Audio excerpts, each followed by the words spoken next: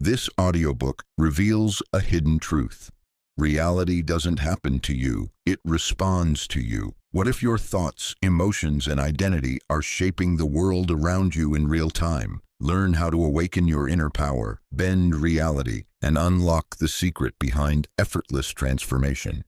Your breakthrough begins now. In the quiet spaces between your thoughts, something has been calling you. It's not loud. It doesn't scream or beg for attention, but it's there, a whisper that cuts through the noise of your everyday life. You felt it the moment you pressed play. Before you could even explain why, something inside you leaned forward. That's not random. That's the signal. You didn't find this audiobook by chance. It found you at the precise moment you were ready to hear it. Not when you were perfect. Not when your life was finally in order. But now, right here in the middle of your questions, your doubts, your grind, that's when transformation begins. The universe doesn't respond to perfection. It responds to readiness. This is not a motivational speech wrapped in pretty language. This is a recalibration of your internal system. You were drawn to this because something deep within you has decided, enough. Enough waiting, enough shrinking, enough watering yourself down to survive in rooms you were born to lead. You've arrived here because some part of you already knows it's time to stop existing and start living. Fully, audaciously, intentionally. There's a version of you that's already walking in the reality you crave. That version isn't waiting. That version doesn't need permission. That version doesn't second-guess their voice, their vision, their value. They just move. With clarity, with conviction, with purpose. And every word you're hearing right now is a breadcrumb back to that version of you. If your life feels confusing, misaligned, or heavy, that's not failure, that's feedback. It's how your soul tells you you're out of alignment with who you truly are. And alignment doesn't come from fixing the outside. It begins inside, from the decision to focus, to go all in on you, to stop handing your power to opinions, patterns, or timelines that don't belong to you. Let this be the first of many moments where you choose yourself with precision, where you stop scrolling past your life hoping something will feel different, where you lean into the fire instead of running from it. You were drawn here because you're done playing small, and maybe you didn't say it out loud yet, but your energy did, and the universe answered. So here you are, listening to words that echo your unspoken truth. This isn't hype, it's a mirror. What you're feeling right now, the pull, the tension, the spark, that's the beginning of power returning home to its rightful owner, you. The wake-up signal doesn't sound like a siren. It sounds like resonance. And if this resonates, it's not because I'm telling you something new, it's because I'm reminding you of something ancient, something buried, something essential. You didn't come here to survive. You came here to win. And now that you've heard the call, you don't get to unhear it. This is your permission to stop waiting and start becoming.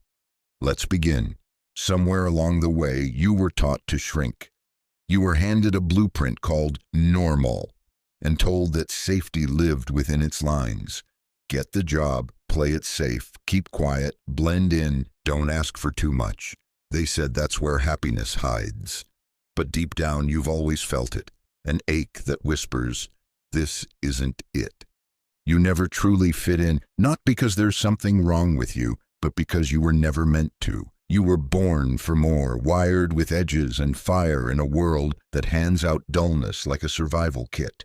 And so you tried, maybe for years, to contort, to silence your instincts, to soften your brilliance so you wouldn't rattle the fragile comfort of those who chose mediocrity. But all that ever got you was an aching distance from yourself. The lie of normal is that it offers belonging. But belonging that costs you your truth is a prison, not a home. You were not made to match the expectations of the crowd. You were made to awaken the parts of the world still asleep. Your difference is not your defect. It's your design. The pain you felt in rooms where you had to filter yourself wasn't punishment. It was instruction. That tension, that inner rebellion, was truth knocking from the inside. It's the signal that says, this isn't your path. But instead of trusting it, many learn to numb it. With silence, with over-explaining, with perfectionism, with approval chasing. But here's the truth. Fitting in is the fastest way to disappear. You've already tasted what it feels like to betray your potential. That heavy fog, that soul-level fatigue, it doesn't come from working too hard. It comes from ignoring what you really are. The cost of normal is your fire. The reward of authenticity is freedom. And when you choose to step out of the mold, it will be uncomfortable at first. You will be misunderstood, misread, maybe even mocked. But that's the tuition for becoming undeniable. You cannot awaken your power and stay palatable to the crowd. The moment you decide to stop shrinking, the world has no choice but to shift. You don't need to be liked by the masses. You need to be recognized by yourself. The moment you start honoring your difference as sacred instead of shameful, you'll realize you were never too much. You were just in the wrong room. This isn't a call to be loud for attention. This is a call to be true for alignment. Fitting in was never your path to peace. Standing out is. Being seen as you really are is the healing your soul has been craving. So burn the blueprint, unlearn the lie. Let the version of you who dared to be normal rest.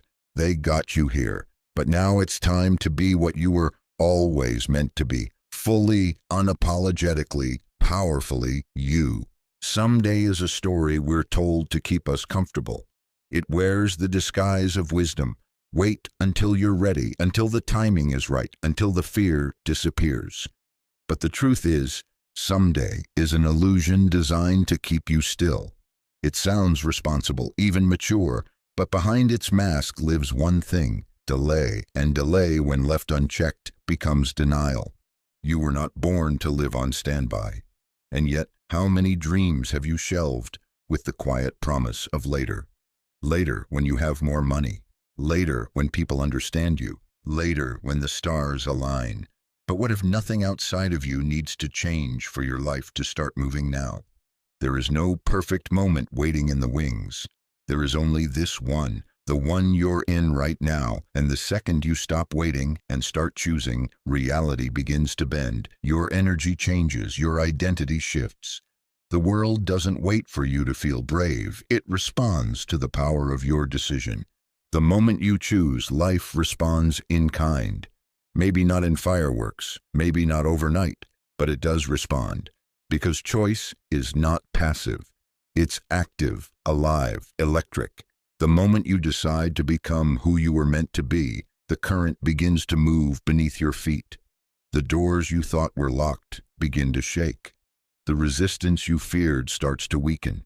Not because the world changed, but because you did. People spend years waiting for signs, praying for green lights, hoping for guarantees. But life's most powerful shifts don't come with certainty. They come with courage. You don't build confidence and then act. You act, and confidence is built in the fire of your follow-through. You don't need more signs. You are the sign. The fact that you feel this message in your bones means you're ready. Maybe terrified, maybe unsure, but ready. Readiness isn't the absence of fear. It's the willingness to move anyway. You don't arrive at your dream, you step into it. And the first step is choosing. Choosing yourself before the world does. Choosing to show up when no one's watching. Choosing to plant your feet and say, I no longer live in delay. You've been waiting for someday, but someday has been waiting for you. Not the polished, perfected version of you. This you, raw, honest, in process. The only thing standing between you and the life you crave is one decision. And you don't need to feel ready to make it. You just need to stop abandoning the call. The illusion of someday only loses power when you expose it for what it is. Avoidance dressed as patience. It dissolves the moment you act. So take the leap, move the energy, speak the truth, write the page, make the call. Begin where you are, because the moment you choose is the moment it begins. Your life is not built by what you want. It's built by what you allow. Every day, with or without knowing, you teach the world how to treat you by what you tolerate. You don't rise to your goals. You fall to your standards. And your standards are not what you write on paper. They are what you enforce when it's uncomfortable. What you accept becomes what you expect. The job you stayed at too long, the friendship you outgrew, the way you talk to yourself when no one's around, those aren't just circumstances. They're agreements. And your future is shaped by the sum total of every agreement you make with your environment, your relationships, and most importantly, with yourself. You were not born to live at the mercy of mediocrity. You were born to set a tone, not follow one. But here's the truth. The version of you that wants more cannot be built on the habits of someone who accepts less. Want to change your life? Change what you're willing to walk away from. Raising your standards is not about arrogance. It's about alignment. When you stop tolerating chaos, your peace becomes your compass. When you stop tolerating disrespect, your worth becomes non-negotiable. And when you stop tolerating your own excuses, your discipline becomes your weapon. You don't become powerful by adding more. You become powerful by removing what no longer fits, by refusing to stay in spaces that can't hold your vision, by letting go of stories where you're always the one who bends. When you raise your standards, you don't just change your results, you change your identity. You stop being someone who waits for better. You become someone who expects better. And expectations aren't just thoughts, they're energy. They ripple through how you speak, how you move, how you lead. People feel it. Life feels it. You start commanding different outcomes because you're no longer available for the ones that drain you. This work is uncomfortable. It means saying no more often. It means risking solitude. It means letting go of parts of you that once felt safe. But comfort is not the currency of greatness. You were not built to survive. You were built to rise. So take inventory. Where are you negotiating your non-negotiables? Where have you made excuses in the name of loyalty, fear, or laziness? Where are you silently saying, "This is fine," when everything in you knows it isn't? The truth is simple. Your future is not a mystery. It's a reflection of what you're willing to allow today. So raise the bar, set the standard, enforce it when it shakes, and watch how everything that's not meant for you starts to fall away, not as punishment, but as preparation. Because the moment you decide to no longer tolerate anything less than what aligns with your highest self, you begin to embody the version of you who was always meant to lead. What you tolerate, you become. Choose wisely. There comes a moment when silence speaks louder than words, and distance becomes the most powerful answer you can give. Walking away isn't weakness. It's not surrender. It's declaration. It's the moment you stop negotiating with what drains you and start honoring the version of you that refuses to be diminished. Because sometimes the most radical act of self-love is leaving what no longer reflects your worth. You don't transform by begging for understanding. You transform by choosing alignment. And that choice often looks like walking away from people who can't meet you, from roles that shrink you, from habits that dull you. Not in anger, not in revenge, but in reverence for the future you're building. We're taught to endure, to be nice, to stay in the room a little longer, but at what cost? How many times have you betrayed your peace in the name of patience? How many times have you given second chances to energy that showed you exactly what it was the first time? Self-respect is not measured by how much you can tolerate. It's measured by how quickly you can walk when something doesn't serve you. Transformation doesn't begin with change. It begins with standards, and walking away is often the boundary that makes those standards real. It says, "I don't need to fight for space in places not designed to hold me." It's a signal to the universe that you are ready to stop settling and start rising. The power of walking away is not in what you leave behind. It's in what you create space for. When you exit what isn't aligned, you create room for what is. But most people never get there because they're still entertaining what should have ended long ago. They're still explaining themselves to people committed to misunderstanding them, still proving their worth to mirrors that only reflect their past. Let that be done. Let today be the day you stop bleeding energy into dead ends. Not because you're better than anyone, but because you finally remember who you are. The real shift doesn't happen when they apologize, when they change, when they finally see your value. It happens the moment you stop needing them to. This isn't about being heartless. It's about being whole. It's about knowing that your time, your peace, and your vision are sacred. And not everyone gets access to them just because they want it. They get access because they honor it. And if they don't, the door closes. Simple, clean, clear.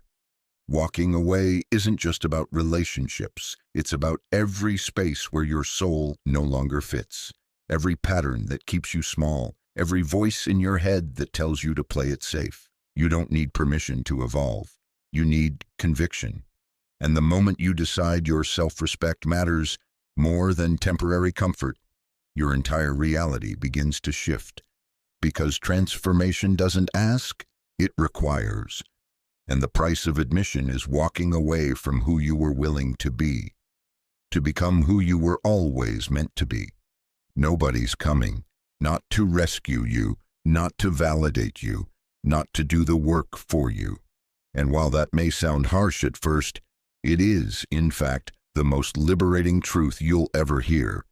Because once you understand that no one is coming to save you, you stop waiting and you start moving. We're raised on stories where someone shows up at the last moment, a mentor, a relationship, a miracle. And somewhere along the way, we start believing that our breakthrough lives in someone else's hands, that if we're just good enough, quiet enough, patient enough, someone will notice. Someone will pick us, heal us, carry us across the finish line. But life doesn't work like that. Life isn't waiting to pick you. It's waiting for you to pick yourself. When you accept that nobody's coming, you stop outsourcing your power. You stop writing a story where the plot depends on someone else's approval, support, or permission. And that's when everything begins to change. You start showing up not because someone's watching, but because you're watching. You become the one who chooses, initiates, leads. You become your own rescue. Waiting keeps you small. It gives your potential an expiration date. It convinces you that action comes after clarity, that courage is reserved for the confident. But the truth is, clarity is created in motion. Confidence is forged in repetition. Nobody becomes strong by sitting in the dark, hoping someone turns on the light. They get up, find the switch, and flip it themselves. And when you realize that it's all on you, not in a burdened way, but in a powerful way, you become unstoppable.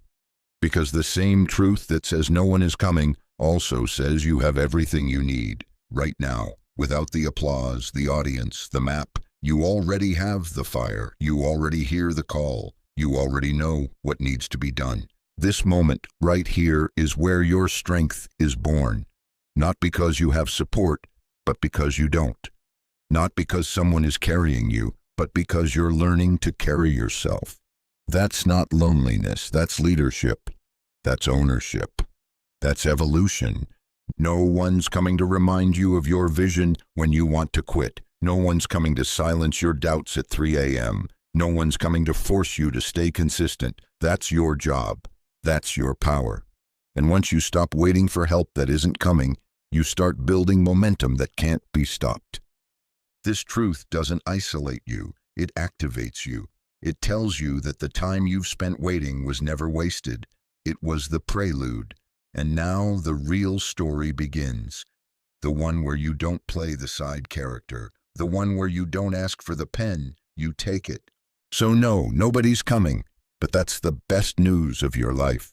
Because it means the future doesn't belong to someone else. It belongs to you.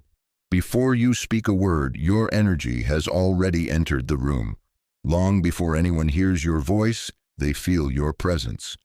That's because frequency doesn't lie. You don't attract what you say you want. You attract what you are, and who you are is measured in vibration, not volume. You've felt this before. You've walked into spaces and instantly sensed tension, ease, insecurity, or power without anyone saying a thing. That's energy. It communicates faster than language, deeper than intellect. It reveals the truth that words often hide. You can dress it up. You can fake a smile. But frequency, it tells on you. Your energy is your announcement. It either speaks confidence or desperation, abundance or lack, ownership or apology. And the truth is, you don't need to convince people of your value when your frequency makes it undeniable. Because people may forget what you said. They may even forget what you did. But they'll never forget how your presence made them feel. And that's shaped not by intention, but by internal state. Your frequency is shaped by your beliefs, your habits, your focus, your inner dialogue. If you carry shame, it speaks. If you carry certainty, it roars. That's why real transformation isn't about changing how you perform. It's about shifting how you vibrate. When you change your energy, your entire world reorganizes. This isn't about hype or pretending to be something you're not. It's about aligning with who you actually are beneath the layers of fear, doubt, and conditioning. When you walk into a room as someone who knows their worth, you don't need attention. You command it, not with arrogance, but with grounded certainty, not with noise, but with stillness that speaks louder than chaos. You don't have to chase respect. Embody it. You don't have to seek validation. Live in a way that makes your energy your proof. Stop trying to be noticed.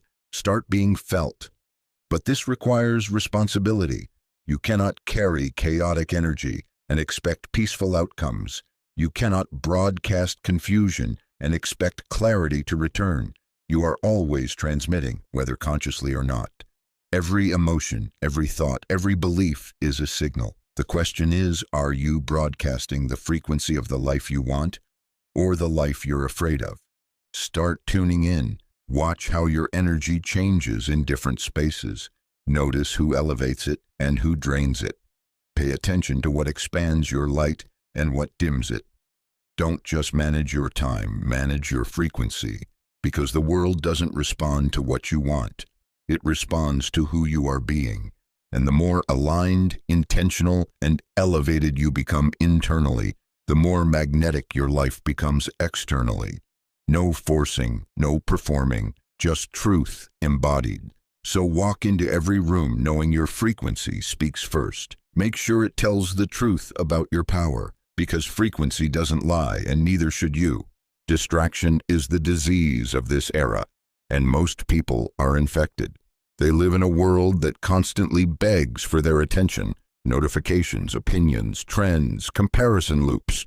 And in that storm of noise, their power dissolves. Because the truth is, where your focus goes, your future flows. And if your focus is fractured, so is your progress. You're not lacking motivation. You're not lacking potential. You're leaking attention. And every time you check out of your vision to scroll, to doubt, to compare, you dilute the very energy that could have built your next level. The edge you're looking for isn't more knowledge. It's fewer distractions. The ones you've normalized, the ones you think don't matter, the ones that eat your day in silent increments. Focus is rare now. That's why it's a superpower. While others chase validation, you can choose execution. While others chase visibility, you can chase mastery. It's easy to look busy. It's harder to be intentional, because intentionality requires silence, stillness, clarity, all the things most people avoid. But here's the truth no one tells you. The dream doesn't die from failure. It dies from noise. From 1,000 tiny interruptions that seem harmless, until one day you wake up and realize you're farther from your goals than ever, and you can't even remember why you stopped, or when. To win in this world, you must guard your mind like it's sacred ground, because it is. You must build walls around your focus, not to keep the world out, but to keep your purpose in. This means saying no more often. It means being unavailable to everything that doesn't move the needle. It means trading short-term dopamine for long-term elevation. Most people will never experience what they're capable of, not because they weren't good enough, but because they never gave themselves fully to anything. They lived in fragments, half in, half out, constantly distracted, perpetually responding, rarely creating. You don't need more apps. You don't need more planners. You need boundaries. You need intention. You need to reclaim your mind from the hands of algorithms and timelines that don't care if you win. Because when your attention is stolen, so is your identity. And when your identity slips, so does your execution. Focus is how you sharpen the blade. Focus is how you make ordinary work become elite results. Focus is how you create momentum that makes your future undeniable. And it's not found in a quiet week. It's built in daily moments of self-respect. When you decide again and again that your future matters more than your distractions, the noise won't stop, but you can rise above it. You can become so grounded in your mission that the outside world has no power to pull you off course, not because you're stronger, but because you've chosen to be sovereign over your own mind. Cut the noise. Refuse to live reactive. Reclaim your focus, and watch how fast your life realigns with the version of you who's already winning. Look around you, not with judgment, but with awareness. Your environment right now is not a limitation. It's a mirror. It reflects what you've believed about yourself up to this point. The people you allow, the habits you reinforce, the energy you entertain, they all echo your internal state. And if you don't like the reflection, you don't fight the mirror. You change what it's showing you. Most people think environment is something they're stuck with. They believe success lives somewhere else. After they move cities, find better connections, get the right circumstances, but that belief keeps them small. The truth is, the shift doesn't happen when you escape your environment.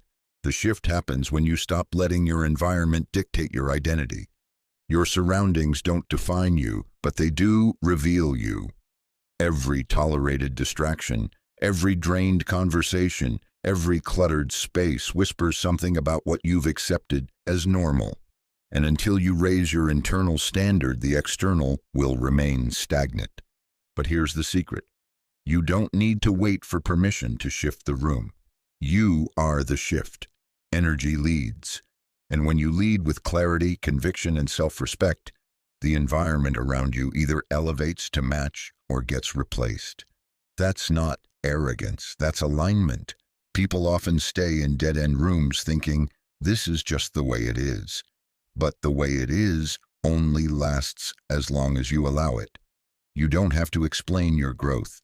You don't have to justify your rising standards. You just have to embody the new frequency and watch what begins to fall away.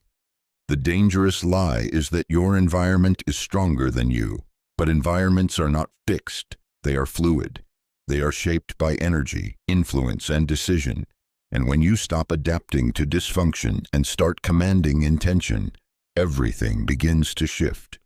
This doesn't mean cutting everyone off or running from where you are. It means becoming so anchored in who you're becoming that your presence reshapes what surrounds you. Even if it starts small, even if it begins with one drawer, one habit, one boundary, the external follows the internal, always. So start by observing without blame. Where are you being drained? Where are you being stretched? Where are you shrinking to keep the peace in rooms you've outgrown? The discomfort you feel isn't weakness, it's clarity. It's the part of you that knows you're meant for more, trying to break through the noise of your current surroundings. Your environment isn't a sentence, it's a signal. And when you understand that you are the architect, not the victim, everything changes. You begin to design the world around you, not to impress, but to support your next level. You don't have to escape your environment. You have to evolve your presence. Because once your internal reality rises, your external world has no choice but to catch up. That's not magic, that's law. Stop reacting to the mirror. Start becoming the reflection. You don't need to speak a word for the universe to hear you. You're already communicating every single day, not through grand declarations or bold visions, but through the quiet, repetitive choices you make when no one's watching. That morning routine you keep skipping, that goal you keep postponing, that promise you make to yourself, then break, those are not harmless details. They are signals, and the universe is listening. Your daily habits are not just actions, they're agreements. Agreements with your future, with your identity, with the standard of life you believe you deserve. Every habit you repeat is a silent prayer that says, "This is who I am." Not who you wish to be, not who you tell people you are, who you are now. We often treat the universe like a vending machine, ask, wait, receive. But the truth is, the universe doesn't respond to what you ask for. It responds to what you align with. And alignment is proven through behavior, through consistency, through intention. You say you want peace, but you scroll yourself into anxiety. You say you want freedom, but you choose comfort over discipline. The universe doesn't judge you, it just echoes you. This is why nothing changes when you only speak change. Why months go by and your goals remain dreams. It's not because they're out of reach, it's because your habits haven't become a match. And until they do, all you'll ever manifest is frustration. But here's the power hidden in the truth. If your small habits are writing your future, then your breakthrough is already within reach. You don't need a big moment. You need a different pattern. You need to start moving like the version of you who already has what you're asking for. What does that version do every morning? How do they speak to themselves? What do they no longer tolerate? When you start treating your habits as sacred, when you stop dismissing them as just the small stuff, you begin to shift everything. Because the energy behind each action compounds. 5 extra minutes of discipline, 1 less excuse, a bit more intention. That's how you build momentum. That's how you become undeniable. You don't need to beg the universe. You need to show it. Show it with your consistency. Show it with your routine. Show it with your refusal to betray your own word. Each choice is a broadcast saying either I'm ready or I'm not. There is no in between. So ask yourself, what are you praying for through your habits? Are you building the life you want or recycling the one you're trying to escape? Don't wait for the perfect plan. Don't wait for the new year. Begin now with what you have, where you are, in the most honest way possible. Because in the end, the universe doesn't respond to noise. It responds to signal. And your habits are the clearest signal you'll ever send. Make sure they're saying something worth listening to. There is a moment on the path to every breakthrough that feels like emptiness, the space between what was and what will be. It's the part no one talks about, where nothing seems to make sense and everything feels like it's falling apart. You've left the old, but the new hasn't arrived. It's quiet, still, uncertain. This is the void, and it's not a punishment, it's an invitation. Most people run from it. They fill it with noise, with distractions, with rushed decisions. Because starting with nothing feels uncomfortable, vulnerable, naked. But the truth is, every powerful transformation begins in the void. It's where you're stripped of all that is false, all that was borrowed, all that was safe but small. What's left is you and the raw material of becoming. The void is sacred. It's where clarity is born. When the old has been released and the new hasn't yet taken form, you are free to create without limitation. You are no longer confined by who you've been. You're standing in the blank space where all possibilities live. But that kind of freedom can feel like loss if you don't understand what's really happening. You're not being emptied for no reason. You're being cleared out for precision. Every dream that you asked for requires a version of you that doesn't yet exist. And before that version can be built, the unnecessary must be stripped away. The identities, the attachments, the illusions. Starting with nothing is the foundation for building something real. This is where you stop performing and start creating, where you stop chasing and start choosing. The void demands stillness. It asks you to be present even when you're unsure. It asks you to listen not to the fear, but to the deeper knowing that rises when the noise dies down. This is where you find your true voice, not the one shaped by opinion, but the one rooted in purpose.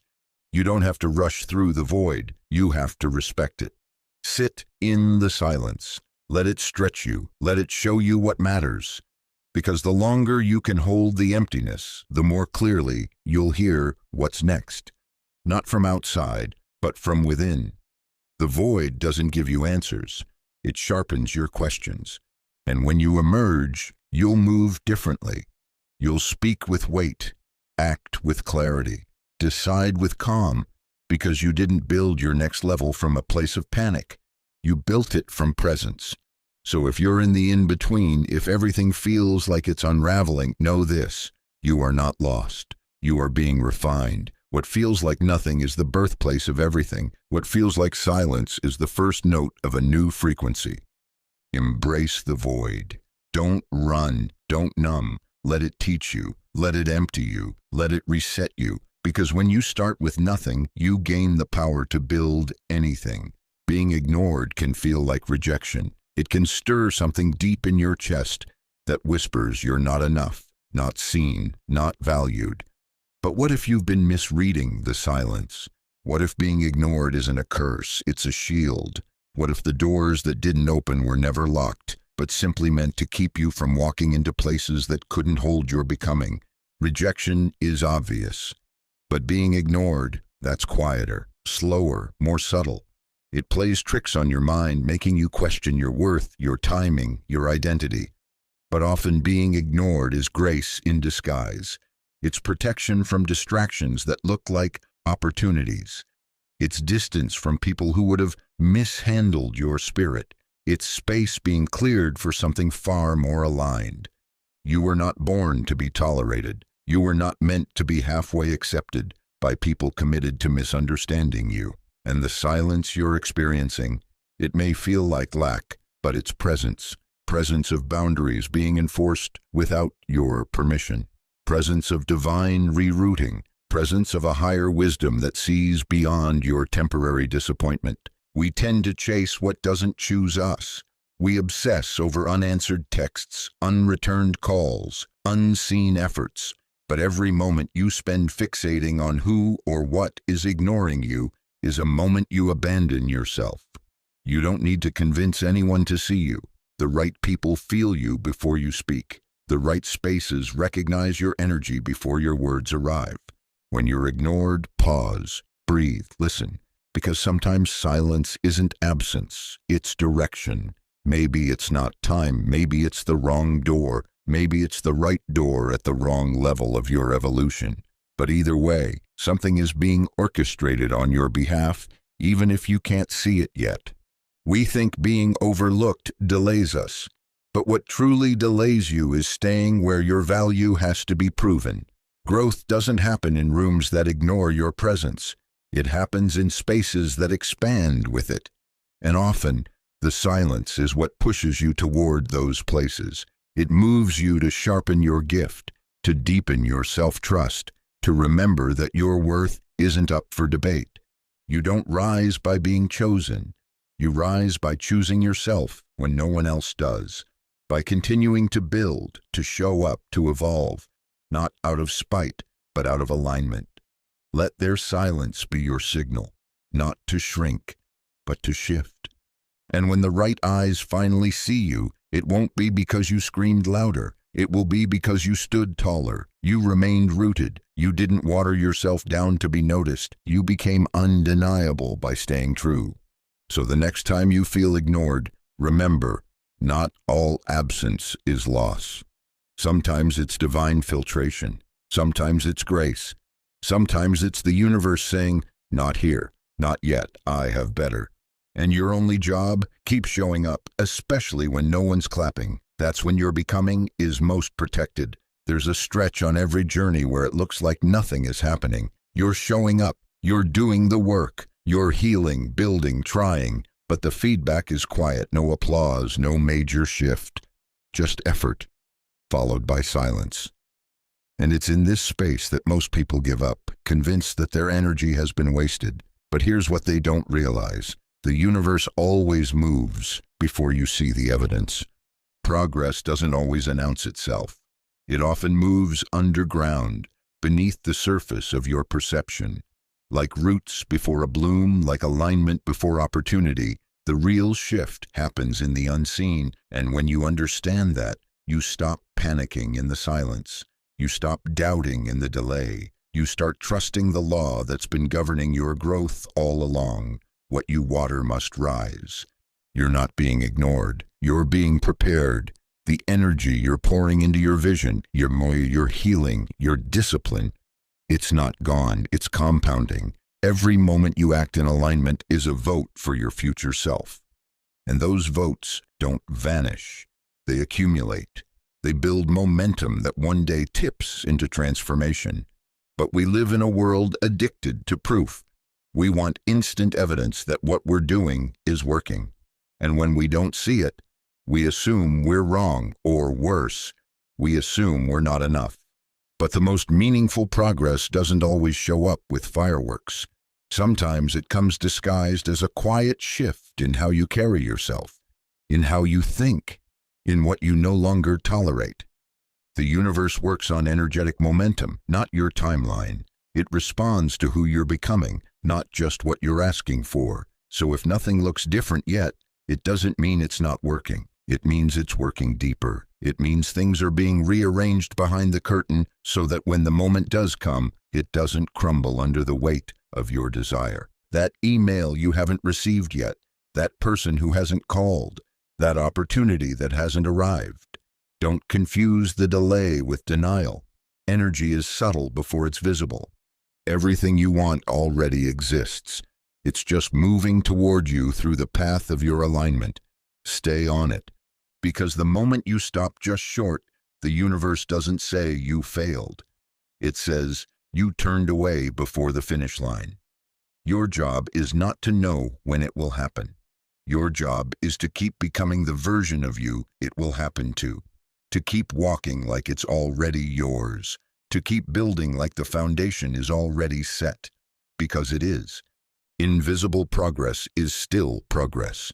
Trust that the silence is sacred. It's not emptiness, it's preparation. What you can't see today will one day look like an overnight miracle to the world. But you'll know better. You'll know the truth. You didn't manifest it. You matched it. And the universe simply delivered what had been on its way the whole time. There will come a moment when you look in the mirror and realize you no longer recognize the person staring back at you. Not because you've lost yourself, but because you finally stopped betraying who you truly are. Growth is meant to create distance, not just from others, but from the version of you that kept playing small, playing safe, playing quiet. If your evolution doesn't offend your old self a little, it's not real transformation, it's performance. You were not born to remain familiar. You were born to stretch, to shed, to surprise even yourself. And yet most people cling to their past identity because it feels like safety. But that safety is a trap. It's the comfort of a cage with invisible walls. And the moment you choose to grow beyond it, the old you will resist. It will whisper lies about loyalty, fear, and who do you think you are? That's when you know you're getting close. Real growth isn't neat. It's not polished. It's disruptive. It cracks open your old narratives. It ruins your taste for mediocrity. It makes you unbearable to the parts of your life that were built on compromise. You start to say no without guilt. You start to walk differently. You begin setting standards that your old self wouldn't dare speak out loud. That's not ego, it's emergence. And yes, it might make others uncomfortable, but it will make your soul breathe, because evolution is not about being liked. It's about being aligned. You don't get to rise and remain the same. Something has to die. The people-pleasing, the self-sabotage, the watered-down version of you that stayed quiet just to be accepted. Let it go. You are not here to keep proving that you're relatable. You're here to become unmissable. And that happens when you stop editing yourself to fit the expectations of a life you've already outgrown. This journey will cost you your comfort, but in exchange, it will give you your power. You're not supposed to be who you were last year. You're not even supposed to be who you were last week. That discomfort you feel, that inner friction, it's the signal. It means you're breaking the mold. It means your energy is shifting faster than your environment can catch up. Stay with it. Let it offend the version of you that settled. And one day, someone will look at you and say, "You've changed." Let that be your confirmation. Say thank you, because you didn't come this far to be familiar. You came to be free.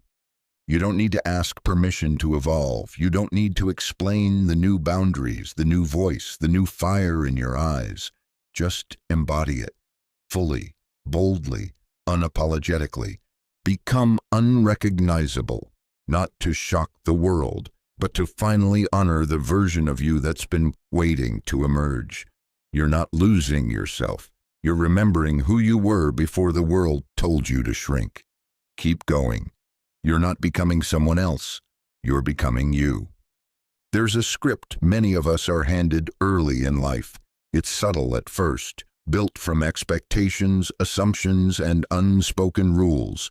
Be this, don't do that. Stay in your lane. Keep things predictable. Over time, this script becomes a costume. You wear it because it keeps the peace. You recite the lines because they feel safe. But eventually, something inside you whispers, "This isn't me anymore." And that's the moment everything changes. You don't owe the past a performance. You don't have to keep playing the same role for people who only knew the early draft of you. You don't have to carry the weight of choices made by a version of you that was surviving, not thriving. Evolution requires disruption. It means stepping off the stage of who you used to be and writing a new act, one that makes room for who you are now. But that's not easy, because the old script is comfortable, it's accepted, it's rehearsed. And when you start ad-libbing, when you start saying things the old version of you would have choked on, people will look confused. They'll try to hand you your lines again. Smile more, be smaller, don't change too fast. But the moment you take back the pen, you take back your power. You weren't born to repeat what's been done. You were born to create what hasn't. And you can't do that while clutching a narrative that no longer fits your truth.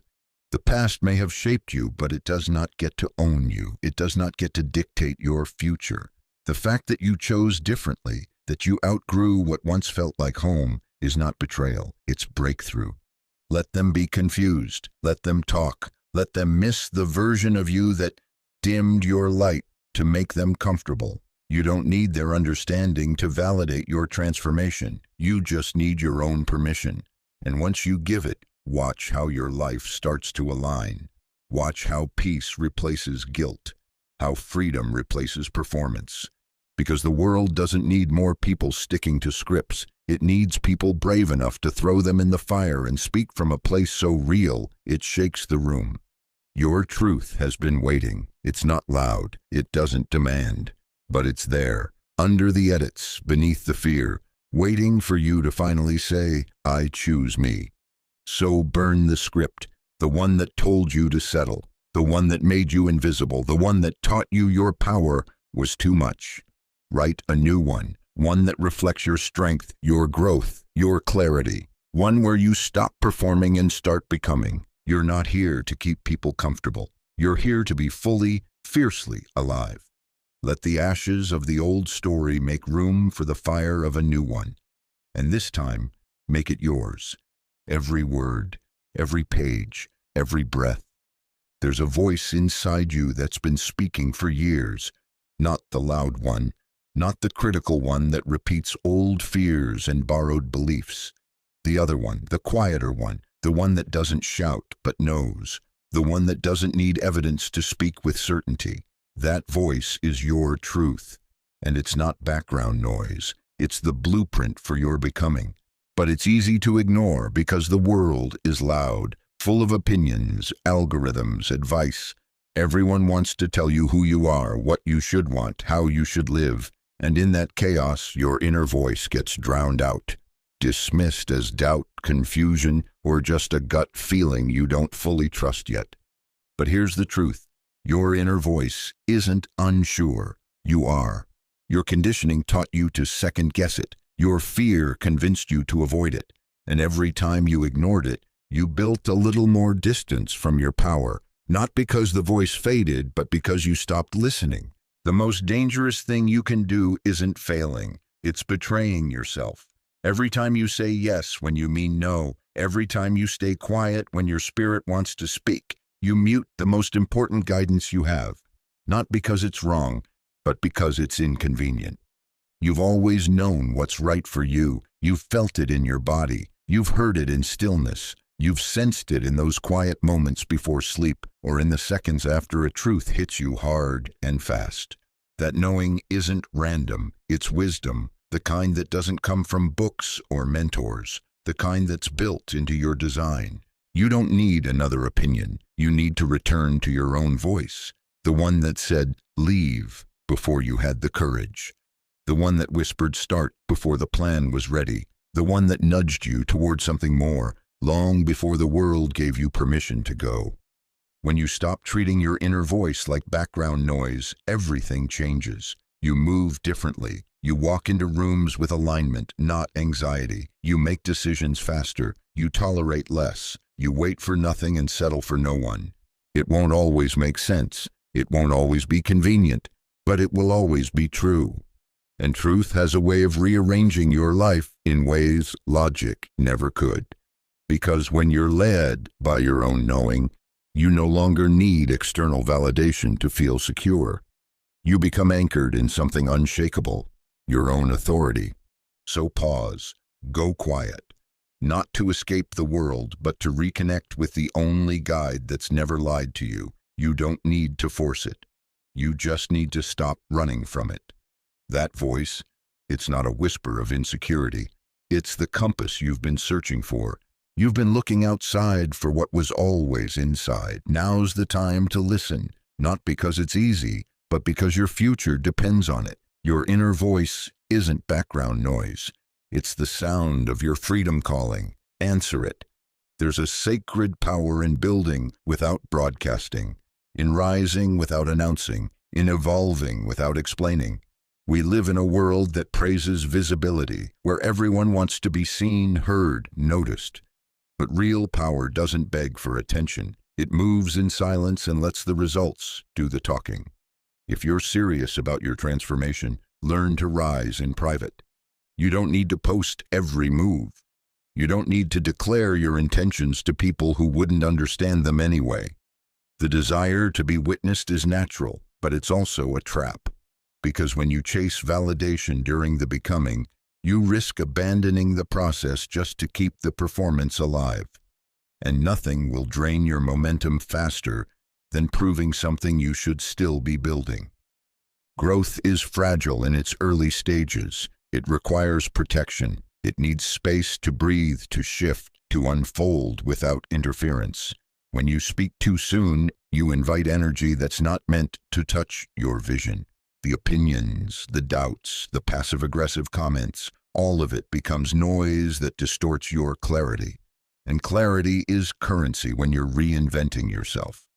This is the season where you choose silence over spectacle, not because you're hiding, but because you're healing, because you understand that not everything sacred needs an audience, because you're done performing for people who only clap when it's convenient. Your growth is not a group project, and your next level won't be unlocked through applause. Let the work speak. Let your consistency speak. Let your focus speak. Let your absence from distraction speak. Let your elevation be so obvious that people feel the shift without needing an explanation. There's nothing more powerful than someone who quietly outgrows everything that once tried to define them. And when the results come, and they will, you won't need to say a word. The ones who doubted will see. The ones who counted you out will notice. But by then, you won't need their recognition. You'll have something better: self-respect, integrity, mastery, peace. Private progress creates public impact.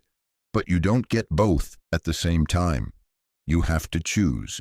Do you want to look like you're winning, or do you actually want to win? So keep showing up in silence. Let them wonder what you're doing. Let them question why you disappeared.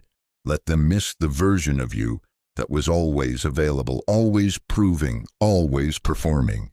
That version did its job. It got you here. But now it's time to move differently. The world doesn't need another loud promise. It needs quiet proof. And that proof is built in the dark, behind closed doors, when no one's clapping and everything depends on your own discipline. Rise in private. Honor the process. Let the work introduce you before your words ever do. Because when you build in silence, your results make the only noise that matters. Pain has a way of pulling you into yourself. It silences the noise, strips the layers, and leaves you raw with what's real.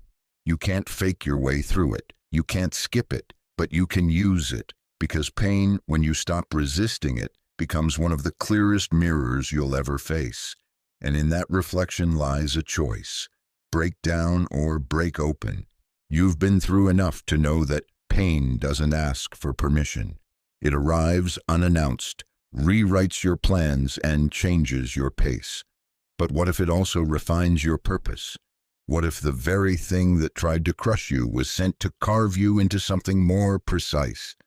The world teaches us to run from pain, to numb it, bury it, ignore it. But pain is not your enemy. Unprocessed pain is. Ignored pain grows roots. It distorts your beliefs, warps your identity, and whispers lies about your worth. But when you meet it head on, something powerful happens. It sharpens you, not into someone harder, but into someone clearer.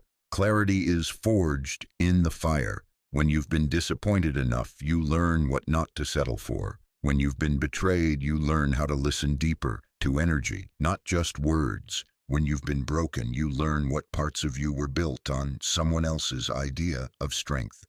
That's how pain turns into precision, not by making you cold, but by making you certain. Certain of what matters, certain of what you'll never tolerate again, certain of who you are beneath the wounds. You stop guessing, you stop explaining, you stop carrying the weight of what was never yours. That's precision, and that's power. This is where the shift happens.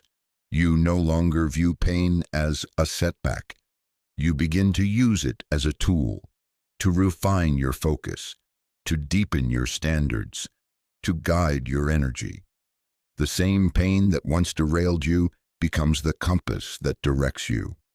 And the people who once hurt you, they become mirrors that showed you what still needed to be healed, what still needed to be claimed. You can't avoid pain, but you can transform it. You can alchemize it into discipline, into clarity, into fuel, not by pretending it didn't hurt, but by refusing to let it own you. You've already survived it. Now it's time to use it.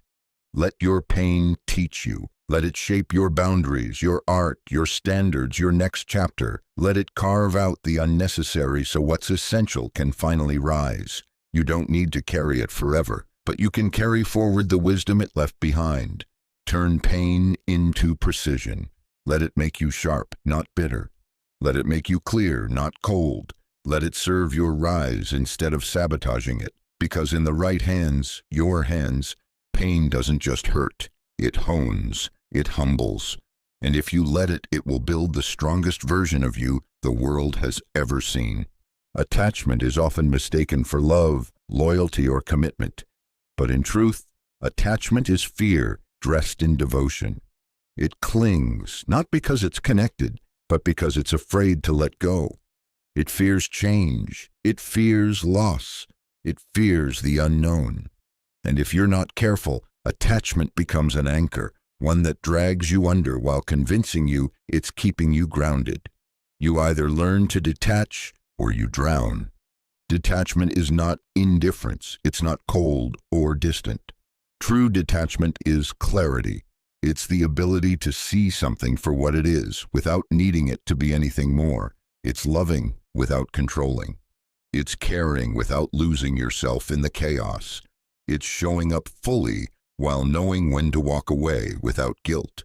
That's emotional discipline, and emotional discipline is spiritual power. The world tells you that emotion is truth, but emotion is just energy in motion. It's real, yes, but it's not always right. And if you live at the mercy of every emotional wave, you'll be tossed between extremes. One day you'll feel unstoppable. The next you'll question everything. Power comes when you can feel deeply and still act wisely. Emotional discipline isn't about suppressing what you feel. It's about not letting what you feel dictate what you do. It's noticing the trigger but not becoming it. It's holding the anger without letting it speak for you. It's feeling the fear without letting it make your decisions. This kind of strength is quiet. It's internal, but it changes everything. Detach from needing people to validate your worth. Detach from outcomes you can't control. Detach from the stories that no longer fit the person you're becoming. The tighter you grip, the more you bleed. Let go. Not because you don't care, but because you finally care enough about your peace to protect it. Detachment isn't passive, it's active faith. It says, I trust the process more than I trust my panic. I trust the timing more than my impatience. I trust my alignment more than their approval. It's knowing you can want something deeply and still walk away if it starts costing you your self-respect. This discipline will test you. You'll be tempted to react, to over-explain, to prove your heart. But power doesn't prove, it moves. And your movement will speak louder than your emotions ever could. Because when you become unshakable inside, nothing outside can pull you off center. Detach from needing closure, needing applause, needing anyone to understand your journey. Your growth doesn't need permission, it needs protection. And you protect it by mastering your emotions, not by silencing them, but by refusing to let them steer your life. Detach or drown, that's the choice. Let the waves come, let the emotions rise, and then stand in the middle of them, anchored in awareness, moving from truth, not trauma. That's real power. Not louder, not harder, just cleaner, calmer, untouchable, spiritual. There's a quiet grief in growth that no one warns you about. It doesn't come from failure or loss. It comes from becoming. Because as you rise, you begin to feel the space widening between who you were and who you're becoming. And with that space often comes separation from habits, from environments, and yes, from people. Everyone can't come, and that truth will either break you or free you. You want to bring them with you, the ones you've loved through every version of yourself, the ones who were there when it was messy, when it was quiet, when you were still figuring it out. But growth has a cost, and part of that cost is releasing what no longer aligns, even if you once called it home. It's not betrayal, it's becoming, and becoming demands a shedding, not out of ego, but out of evolution. You don't outgrow people because you're better than them. You outgrow people when your values, vision, or vibration no longer match. That's not judgment. That's alignment. But here's the trap, the guilt. You start dimming your light to keep from making others uncomfortable. You pretend you don't feel the pull forward. You ignore the quiet ways the connection has shifted, all because you're scared of what it means to walk ahead alone. But staying small to make others comfortable doesn't serve either of you. And dragging someone up a path they're not willing to climb will only exhaust you both. Sometimes love means letting go, not in anger, not in resentment, but in reverence for who they are and for who you are becoming. Not everyone was meant to walk with you forever. Some were only meant to walk you to the next level and then release you to go further. This doesn't mean you stop loving them. It means you stop shrinking for them. You stop waiting for them to catch up. You stop editing your expansion to preserve a version of yourself that no longer exists. You cannot rise and remain rooted in environments that don't stretch you. And you cannot keep apologizing for the way your calling requires solitude. The higher you go, the quieter it gets. Not because you're alone, but because alignment doesn't come with a crowd. Let go of the fantasy that your next level will be celebrated by everyone.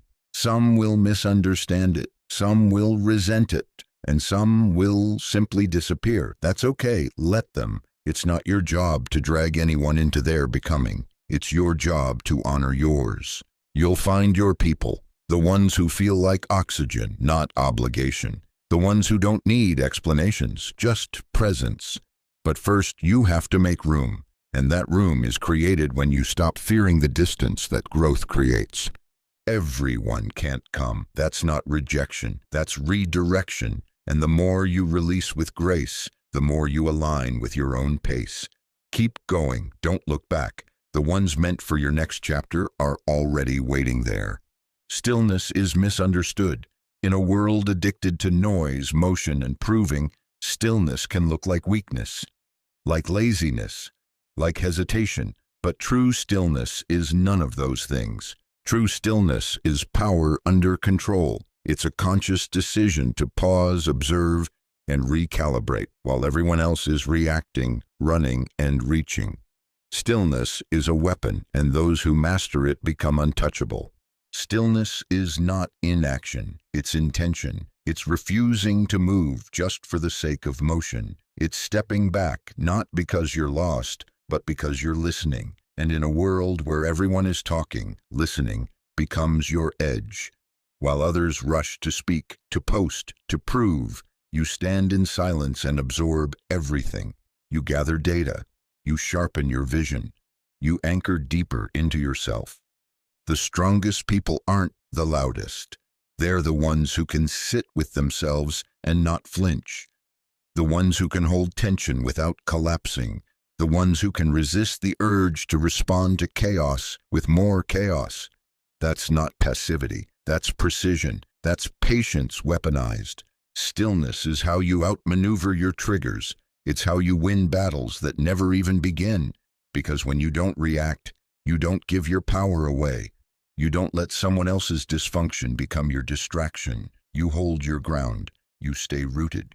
You let the storm pass without becoming part of it. But stillness is hard. It requires discipline. It demands that you trust timing over impulse. It means being okay with not having all the answers yet. It's sitting in the tension without trying to escape it. And that kind of presence is rare. That kind of restraint is regal. Because anyone can be loud. Anyone can panic. But stillness, that's reserved for those who've done the inner work. There will be moments when the world pulls at you, provokes you, dares you to break your center. Don't. Stand still. Let your silence say what your words never could. Let your presence speak volumes. Because not everything deserves your reaction. Not everything requires your explanation. Sometimes your stillness is your greatest statement. You don't need to explain yourself to be understood. You don't need to react to be relevant. You don't need to move fast to move powerfully. Stillness is how you reset your frequency, reclaim your energy, and reconnect with your knowing. It's how you hear the truth underneath the noise. So don't underestimate it. Stillness is not weakness. It's mastery. It's the calm before the precision. It's the silence that carries weight. And in a world that's spinning out of control, stillness is your rebellion, your clarity, your shield. Use it, protect it, practice it. Because when you learn to be still in a world that can't stop moving, you become the one who moves everything without ever leaving your center. That's the power of stillness. That's how you win. Discipline isn't punishment. It's not restriction. It's not the absence of freedom. It's the foundation of it. Discipline is what happens when you finally decide that your future is worth more than your impulses. It's how you prove to yourself day after day that you are worth showing up for. Discipline is self-love in action. You don't need to feel motivated to be disciplined. Motivation comes and goes. It's a mood. Discipline is a decision. It's a commitment you make to the version of you you haven't met yet. The version that doesn't just dream, but executes. The version that doesn't just want, but works. And that work isn't just for the goal, it's for the identity you're stepping into every time you follow through. When you set boundaries with yourself, you're not being harsh. You're being honest. You're saying, I love myself enough to not let comfort dictate my life. Because comfort is addictive. It whispers that you can start tomorrow, that one more scroll won't hurt, that skipping today doesn't matter. But the truth is, every choice either builds or breaks the future you say you want. Discipline is how you close the gap between intention and integrity. It's how you build trust with yourself. You can't fake that. You can't talk your way into self-respect. You have to earn it through repetition, through doing what you said you'd do, even when no one's watching, especially when no one's watching. The world teaches you to prioritize self-care as softness, rest, ease, gentleness. And yes, that matters.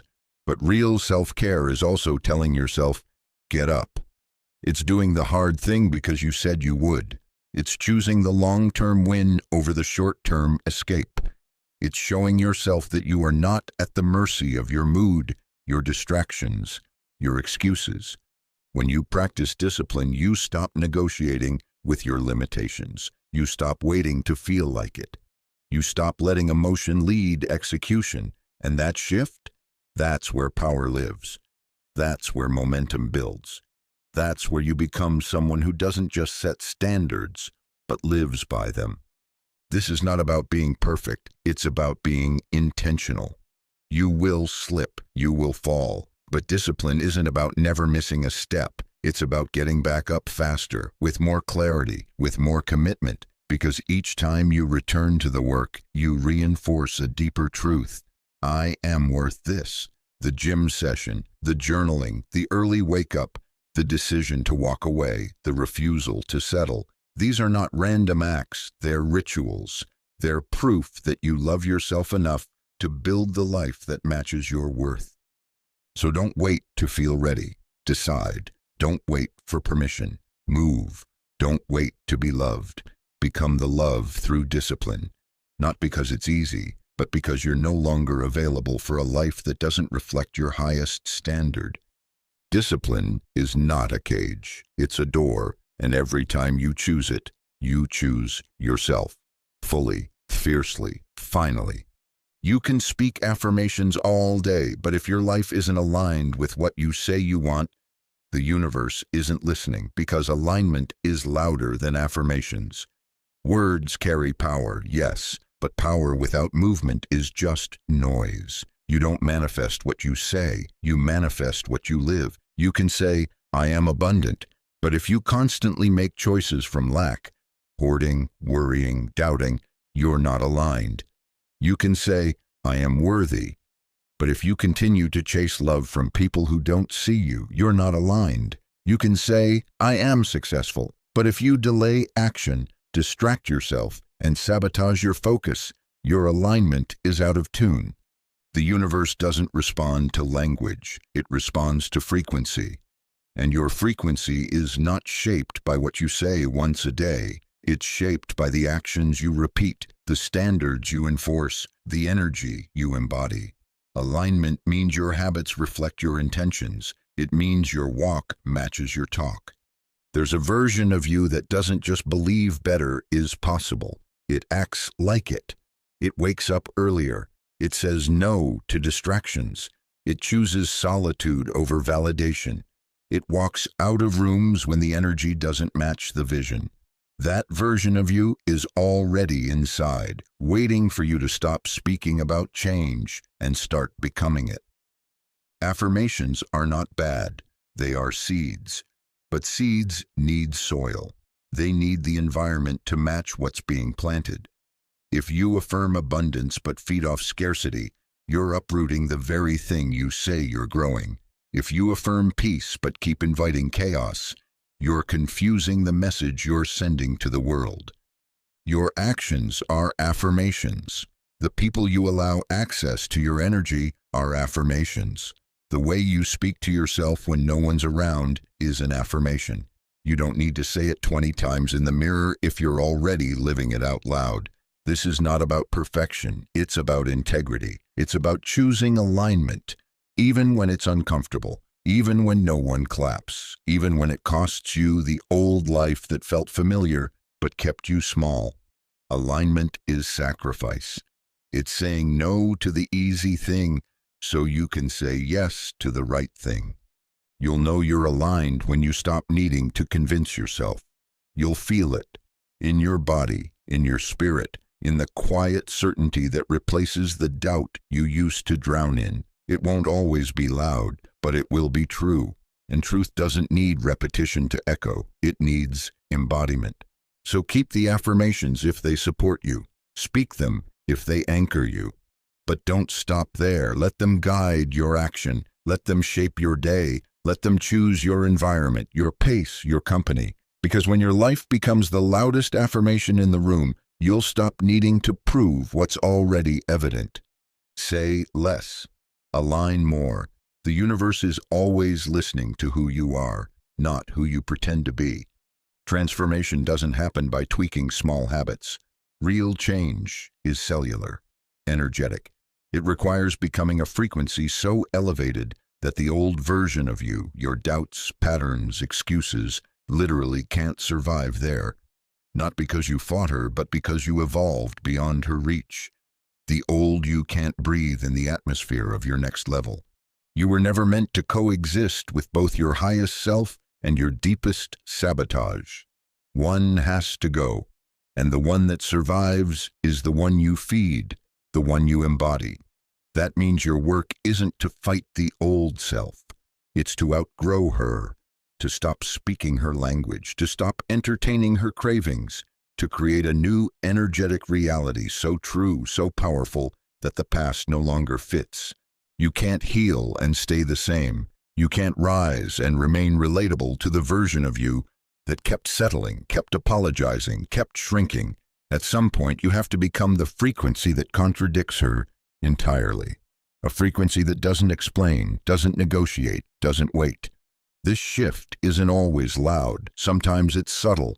It starts with how you speak to yourself in the morning, how you dress, how you walk into a room, how you say no without guilt, how you raise your standards and then honor them. That's when the old you starts to panic. She'll whisper familiar fears. She'll beg for comfort. She'll try to convince you that you're being too much. Don't listen, because that's how you know you're changing. That inner resistance, it's a sign. It means you're stepping out of the vibrational home where your lesser self lived. It means the parts of you built for survival can feel their expiration date coming, and they should. You didn't come here to maintain a version of you that was never rooted in power. So upgrade your frequency through the food you eat, the thoughts you allow, the boundaries you set, the people you engage, the vision you follow. Build an energy field so aligned with your future that your past no longer has a door to walk through. There's no ceremony, no lightning strike, just a quiet decision repeated in every moment. I don't live there anymore. And over time, your energy will prove it. You'll notice the old triggers don't hit. The old cravings don't pull. The old doubts don't land. Not because you suppress them, but because they don't belong in your frequency anymore. This is how you know you've elevated. When you stop fighting who you were and start forgetting her, not in shame, but in power. You'll remember the pain, but you won't feel it. You'll remember the story, but it won't define you, because you've become a vibration she can't touch. Your next level has always been waiting. It's not just a place, it's a frequency. Step into it, and let the old you fade, not because you forced her to leave, but because she simply can't survive where you're going. Peace is the highest currency you own, not money, not attention, not even opportunity. Peace. And anything that costs it, consistently, repeatedly, deeply, is too expensive, no matter how beautiful it looks on the outside. You can't build a life worth living if the foundation is chaos. You can't claim alignment while staying loyal to what keeps your nervous system in survival mode. We're taught to endure, to tolerate discomfort as the price of ambition, relationships, loyalty. We're told to keep showing up, even when the cost is our clarity, our sleep, our mental space. But success without peace isn't success. It's a performance. It's a well-dressed prison. And you weren't born to be impressive. You were born to be free. Peace doesn't mean everything's perfect. It means you're no longer betraying yourself to maintain what's broken. It means you've decided that inner calm is worth more than outer approval, that your ability to think clearly, sleep deeply, and breathe fully is non-negotiable. You can tell how expensive something is not by its price tag, but by the way it makes you feel after it's in your life. Some opportunities come wrapped in gold but are filled with pressure, manipulation, and exhaustion. Some people smile with kindness while draining you of your worth. And some patterns feel familiar, even comforting, but they keep you repeating cycles that slowly chip away at your center. When your peace is gone, your power follows. You start making decisions from fear. You begin to second-guess your worth. You attract what matches your chaos, not your calling. And before long, you've built a life that looks good from the outside, but quietly unravels on the inside. This is where you learn the art of walking away. Not with resentment, not with anger, but with clarity, with self-respect. You learn that a job, a relationship, a habit, or even a version of yourself is no longer worth carrying if the cost is your soul's rest. Because real peace isn't passive. It's earned, it's protected, it's chosen over and over again. There will be people who don't understand this, who call you selfish, distant, too sensitive. Let them. Peace doesn't need to be explained. It just needs to be felt.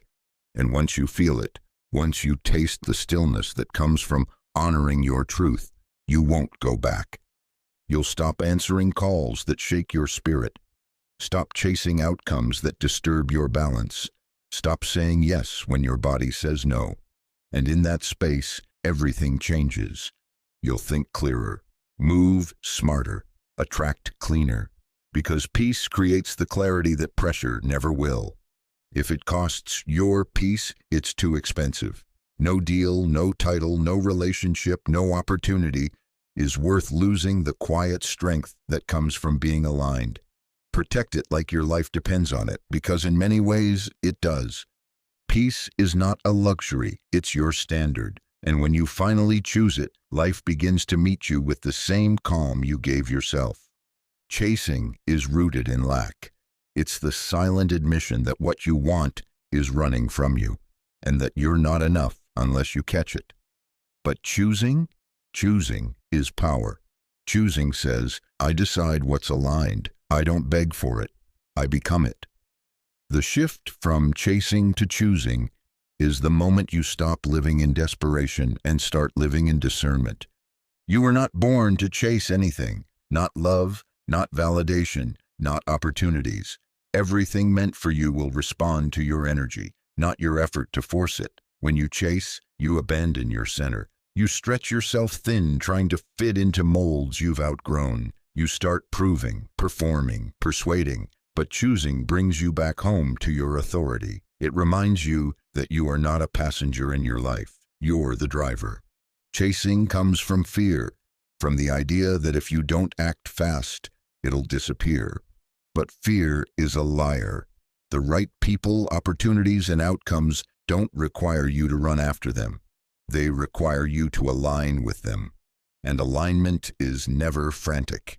It's steady, it's grounded, it's quiet confidence that says, I know what I bring, and I won't chase what's already mine. When you choose, you stop settling for crumbs. You stop waiting to be picked. You stop pouring into what only gives you confusion in return.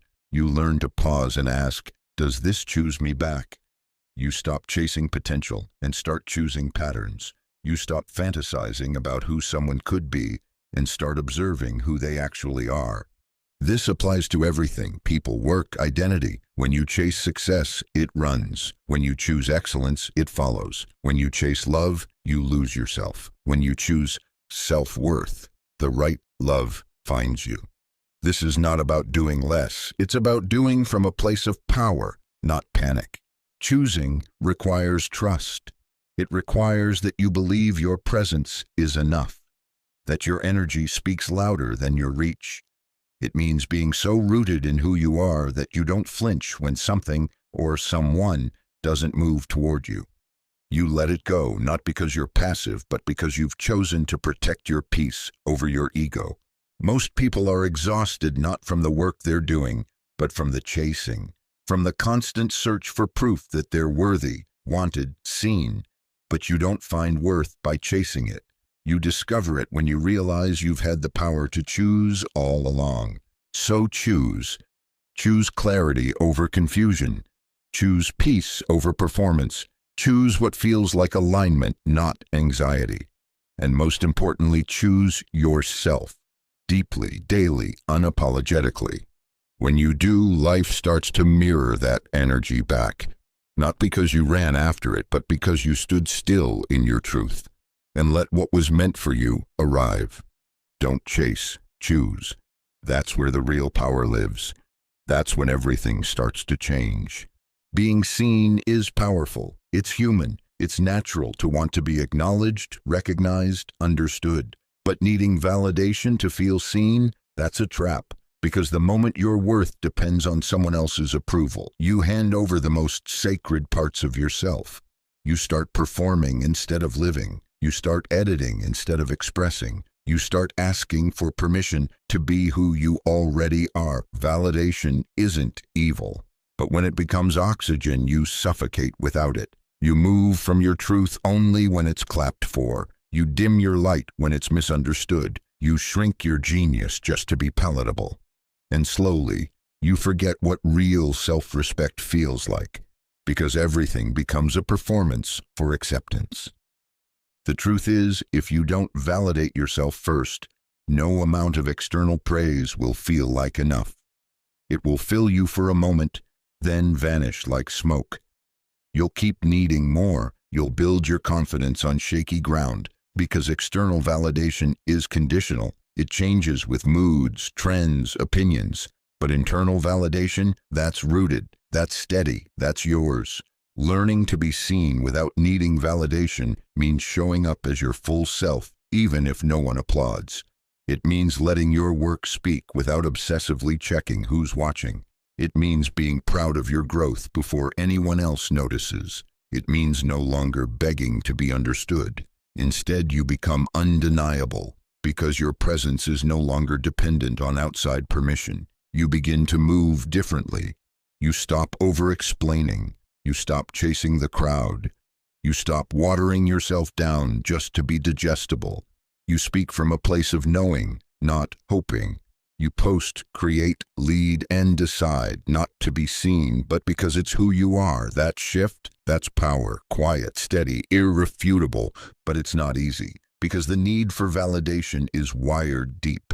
Many of us were taught that love is earned through performance, that worth is proven through results, that visibility equals value. So unlearning that is spiritual work. It's the daily decision to trust yourself more than you trust the opinions of others. Let them misunderstand you. Let them look confused. Let them watch in silence. That's not your business. Your business is truth, alignment, integrity, being so grounded in who you are that you stop needing to convince anyone else of it. You can still want to be seen. That's human. But the goal is to not need it in order to stay rooted. Because when you no longer crave validation, you become magnetic. The world senses your confidence, not forced, not loud, just real. And real doesn't need applause. It already knows its own value. So learn to be seen without needing to be validated. Let your life be your statement. Let your choices reflect your self-respect. And let your energy say what words never could. I know who I am, even when no one's clapping. Silence is the part of the process no one prepares you for. It's the season where the work is heavy, but the results are invisible. Where you show up day after day with no applause, no confirmation, no obvious reward. It's quiet, it's lonely, and it's essential. Because silence is the filter that separates those who talk about it from those who become it. Winners play through silence. Anyone can be consistent when there's recognition, when the likes roll in, when the progress is visible. But when it's just you, the work, and the weight of your own expectations, that's where most people stop. Not because they lacked potential, but because they needed the noise to feel like they mattered. Winners understand something different. They know silence is part of the contract. They know the results aren't supposed to come right away. They've learned to make peace with the echo of their own effort, to trust the process more than the praise, to push even when the world isn't watching. If you need the world to clap before you move, you'll live at the mercy of its silence. But if you can keep going when it's quiet, when no one notices, when no one understands, you become unstoppable. Because your momentum isn't built on feedback. It's built on vision, discipline, belief. Silence will test you. It'll whisper lies, that you're not good enough, that it's not working, that you're being forgotten. But silence isn't proof of failure. It's the soil where greatness is growing, where your roots are going deeper, where your foundation is being fortified for what's coming. And when it does come, when the results finally rise, when the opportunities start to knock, it won't be random. It'll be earned, quietly, consistently, relentlessly. You won't need to explain how you got there. You'll know. You stayed. You worked. You played through the silence. This is your training ground, not the stage, not the spotlight. This, the hours no one sees, the decisions that feel thankless, the effort that feels invisible. This is where you become undeniable. This is where you develop the muscle most people skip over, resilience without recognition. Let the silence shape you. Let it sharpen your focus. Let it strip away the ego that only moves when it's celebrated. There's a different kind of confidence that comes from knowing you don't need external noise to validate your internal fire. So don't wait for permission. Don't pause for attention. Don't slow down for applause. Keep building. Keep showing up. Keep proving to yourself that your vision is stronger than your circumstances, that your drive is louder than the doubt. Because winners don't need the crowd to play their game. They know the real victory is built when no one's watching, when it's just them, the work, and the silence. Play through it and watch what happens when the world finally hears the sound you've been perfecting in the dark. The future you keep dreaming about isn't waiting on more effort. It's waiting on you. Not the current version, the next one. The one who doesn't hope for change. They embody it. The one who already lives in alignment with the results you're chasing. That version of you, they're not far away. They're a decision away. And until you become them, the things you want will feel just out of reach. You don't attract what you want. You attract who you are. That means your results don't lie. They're a mirror. And if what you see doesn't match your vision, it's not a reason to shrink. It's a call to evolve. To ask yourself, what would the version of me who already has it be doing right now? And then start doing it. This isn't about pretending. It's about becoming. It's about shifting your identity from the inside out. It's about walking like you've already arrived, speaking like you already know, acting like there's no gap between you and the life you deserve. Because when your habits, your energy, and your self-concept align with the next level, you stop reaching and start receiving. You want the business? Become the CEO. Not when the money shows up, now. Make decisions like them. Speak like them. Move with the clarity and boundaries they carry. You want the relationship? Become the person who would attract that kind of love. Not needy, not proving, not waiting, but rooted, radiant, full. You want peace? Start acting like someone who protects their peace, not someone who constantly trades it for temporary relief. Everything you want is already resonating at a certain frequency. You can't cheat that. You can't fake it. You either become the match or you chase shadows. And chasing leads to burnout. But becoming, that leads to breakthroughs. You're not here to wish. You're here to embody. You're not here to repeat patterns. You're here to upgrade the entire system. And that starts with letting go of the version of you that can't hold what you're asking for, the one who second guesses, the one who waits to be chosen, the one who hides behind delay. Thank that version. They got you this far, but they can't take you further. This next chapter requires alignment. It requires discipline. It requires you to stop negotiating with your limitations and start walking like someone who knows they're no longer available for anything less. So stop waiting to be ready. Stop asking for signs. Stop needing more time. The moment you act like the version of you who already gets what they want, your life starts reorganizing around that choice. Not because you forced it, but because you matched it. Become that version. Let everything else fall away. Let the energy shift. Let the work compound. Let the results reveal the truth. You didn't get lucky. You got aligned. And when that happens, what you want doesn't just visit. It stays, because it finally has someone strong enough to hold it. You. You don't need permission to start over. You don't need a green light, a cosign, or an explanation that makes sense to anyone else. Reinvention isn't something you apply for, it's something you decide. One day you wake up and realize the version of you you've been dragging around no longer fits. The mask is too heavy, the script is outdated, the performance is exhausting, so you drop it. You don't owe anyone continuity. You're not bound to who you were last year, last month, or even yesterday. Reinvention is not betrayal, it's liberation. It's the moment you stop living in the echo of your past and start creating from your future. And the most powerful transformations never come from being pushed. They come from being pulled. Pulled by a vision, a standard, a deeper knowing that says, there's more in me. The world will try to keep you consistent. It will remind you who you used to be, what you said, what you did, but you're allowed to change your mind. You're allowed to evolve. You're allowed to become someone that surprises even you, especially you. Reinvention isn't about pretending to be someone else. It's about remembering who you really are beneath all the layers of expectation, fear, and conditioning. It's about choosing to no longer delay your growth just to make others comfortable with your stagnation.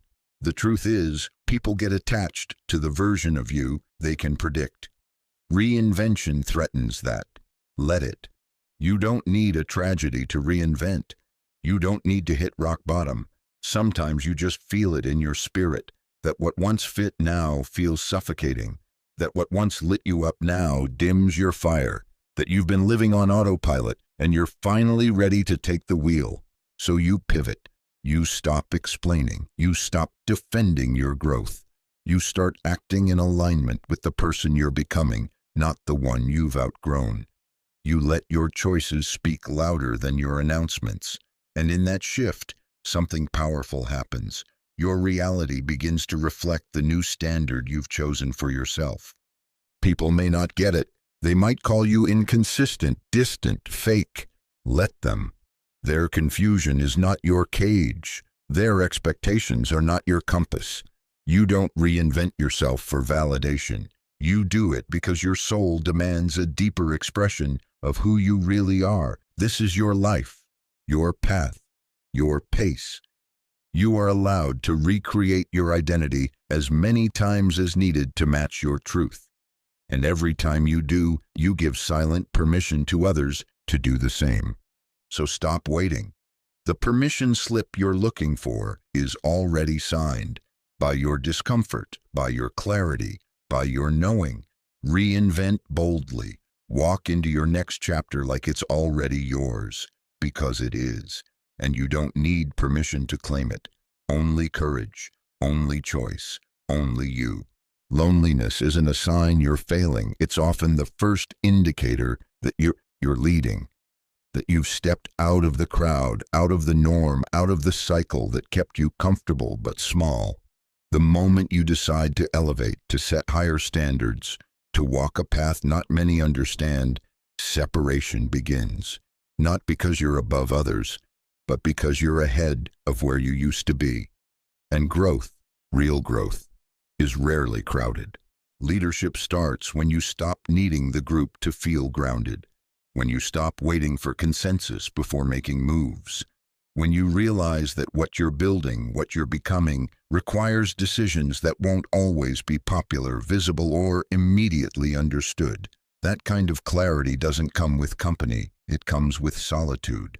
Most people associate leadership with influence, with impact, with being followed.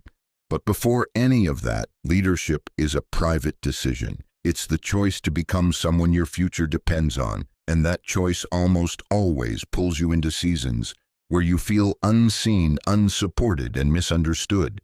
That isn't punishment, it's preparation, because to lead others, you first have to lead yourself, through the silence, through the doubt, through the days when the only voice affirming your path is your own. You'll miss the comfort of old conversations, the ease of belonging, the familiarity of being surrounded by people who expect nothing more from you than who you've always been. But belonging to a group that keeps you stagnant is a quiet betrayal of your calling. And the deeper your purpose, the fewer people will resonate with it at the beginning. That doesn't mean it's not real. It means you're being set apart to build something most wouldn't dare start. Loneliness teaches you what validation cannot. It teaches you to trust your voice, to sit with your decisions without applause, to move forward without feedback. It strips you of the noise and reveals the essence of who you are. It builds strength that's not performative but anchored. You stop looking for mirrors in other people and start becoming the reflection you've been searching for. And then, slowly, the loneliness shifts. Not because the crowd returns, but because you stop needing it. You begin to attract others who speak the same language of vision and integrity, not because you chased them, but because your leadership made you visible to them. That's how true tribes are built, not through conformity, but through authenticity. So if you feel lonely right now, take heart. It means you're moving. It means you've stopped blending. It means you're on a frequency that fewer people understand, but the right ones will. Keep walking, keep deciding, keep showing up even when the silence is loud, because loneliness isn't your end, it's your edge. And on the other side of it is the kind of leadership the world is waiting for. Quiet, clear, unshakable, yours. The life you want isn't locked behind mystery. It's not hidden in some distant opportunity or a stroke of luck. It's much closer than you think. Just on the other side of what you keep avoiding, the habits you won't build, the conversations you won't have, the discipline you won't hold, the boundaries you won't set. That's where your next level lives, not in the dream, but in the resistance. We love to talk about goals, to visualize, to plan, to imagine the breakthrough, but none of it matters without execution. And execution isn't blocked by your potential. It's blocked by your refusal to do the uncomfortable things that would activate it. The life you want is not waiting for more time, more money, or more motivation. It's waiting for you to finally stop negotiating with your limitations. There's always something. That one task you keep pushing to tomorrow. That one shift you know would change everything, but you delay it, justify it, avoid it, and you think it's harmless. Just another skipped day, another excuse, another reason. But that's the wall, that's the barrier. It's not the world holding you back, it's your unwillingness to step through the part you fear. Because this isn't about willpower, it's about honesty. Radical, uncomfortable honesty. What won't you do? Not can't, won't. Be real about it, because in that space lies the truth about why you haven't moved. Not because you're unworthy, not because you're unlucky, but because you're still protecting your comfort at the expense of your evolution. Success doesn't ask you to be fearless. It asks you to act despite fear, to do the thing, even when it's boring, awkward, inconvenient. Growth lives in those moments, the ones that stretch you, expose you, challenge your excuses. And when you start doing what you said you couldn't or wouldn't, your life begins to respond. Not with fireworks, with alignment. You start to become the kind of person who no longer waits to feel ready, who no longer lets resistance dictate their identity, who gets things done because they've decided that peace, power, and purpose matter more than short-term ease. You don't need more time to prepare. You need to confront what you've been avoiding, the call you've delayed, the habit you've dodged, the truth you've swallowed. What if you just did it? What if you made the uncomfortable decision, not next month, but today? You'd realize how close you already are. You'd see that the block wasn't real. It was a story, one you kept writing to stay safe. So name it, face it, do it. Because the life you want doesn't respond to fantasy. It responds to action. And your future isn't hiding. It's waiting on the other side of what you won't do. Until now, the world moves fast. It tells you to do more, get more, be more, and to do it quickly. You're taught to chase milestones like a race, comparing your path to everyone else's highlight reel. There's a timeline for success, love, money, healing, and if you're not on it, you feel like you're behind. But here's the truth. Timelines are man-made. Your process is divine. Reject the timeline. Honor the process. You are not late. You are not behind. You are becoming. And becoming isn't linear. It's not always visible. Sometimes it looks like stillness. Sometimes it looks like detours, breakdowns, or quiet seasons where nothing makes sense. That doesn't mean you're failing. It means you're forming. And formation doesn't follow a schedule. It follows alignment.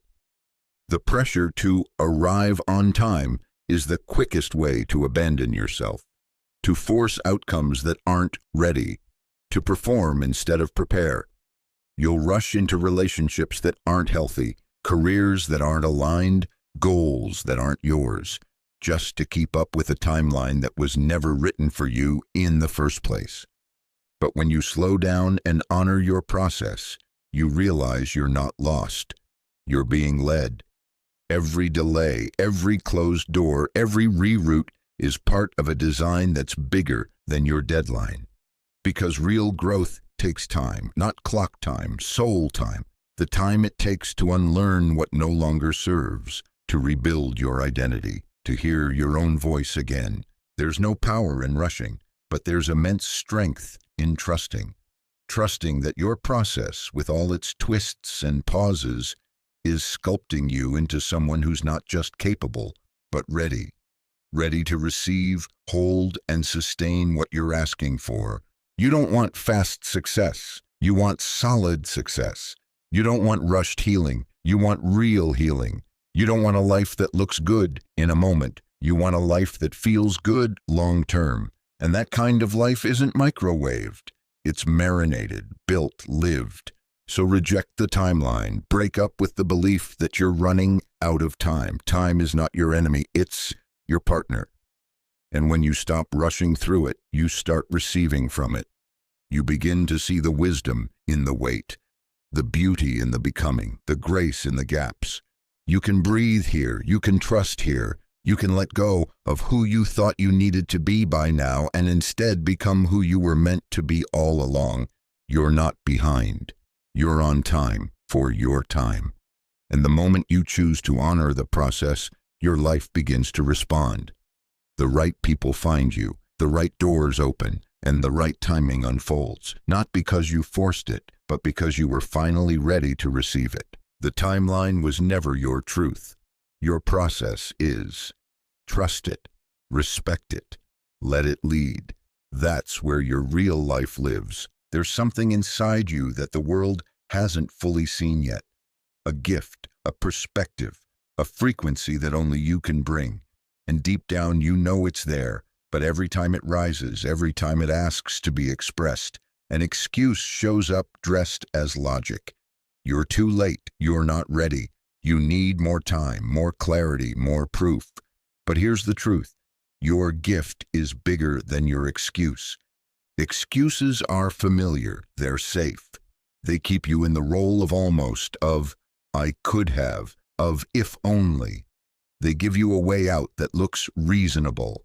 But your gift wasn't given to you to be reasonable. It was given to disrupt, to elevate, to create change. And change doesn't ask for your comfort. It demands your courage. Every time you feed your excuses, your gift gets smaller, not because it loses power, but because you stop accessing it. You bury it under procrastination. You protect it with perfectionism. You hide it behind busyness. But your gift doesn't need more preparation. It needs more trust. It needs you to believe in it enough to let it breathe, even if it's messy, even if it's uncertain, even if it's not perfect yet. The world is full of people with talent. What separates the impactful from the invisible isn't ability, it's willingness. Willingness to show up, to risk being misunderstood, to keep creating when the applause is silent. Your excuse might sound logical, but it's robbing you of momentum. And momentum doesn't come from waiting until you feel ready. It comes from moving before you feel ready. This is where everything shifts. When you stop asking if you're qualified and start asking, what happens if I don't show up? Who misses their breakthrough because you held back yours? What solution never reached the people who needed it because you stayed afraid of being seen? You're not doing anyone favors by playing small. Your gift isn't just about you, it's about the ripple it creates. And the longer you hide behind the story of not yet, the longer the world waits for something only you can deliver, not a copy, not a version. You let your excuses rise, then let your gift speak louder. Let your vision overpower your doubt. Let your action drown out the noise. Because at the end of the day, you will either be defined by your excuses or remembered for your gift. You don't need more reasons to wait. You need one bold moment to begin. And once you begin, your excuses lose their grip. You realize they were never truth. They were just habits. Habits that feared your power. So decide now, not when it's easier, not when it's safer, now, because your gift is still here, still alive, still waiting, and it's stronger than the excuse you've been hiding behind. Let it speak, let it move, let it lead. The world is ready. Are you?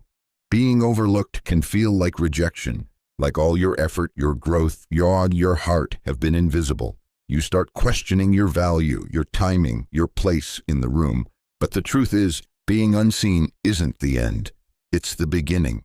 If they don't see you, become unmissable.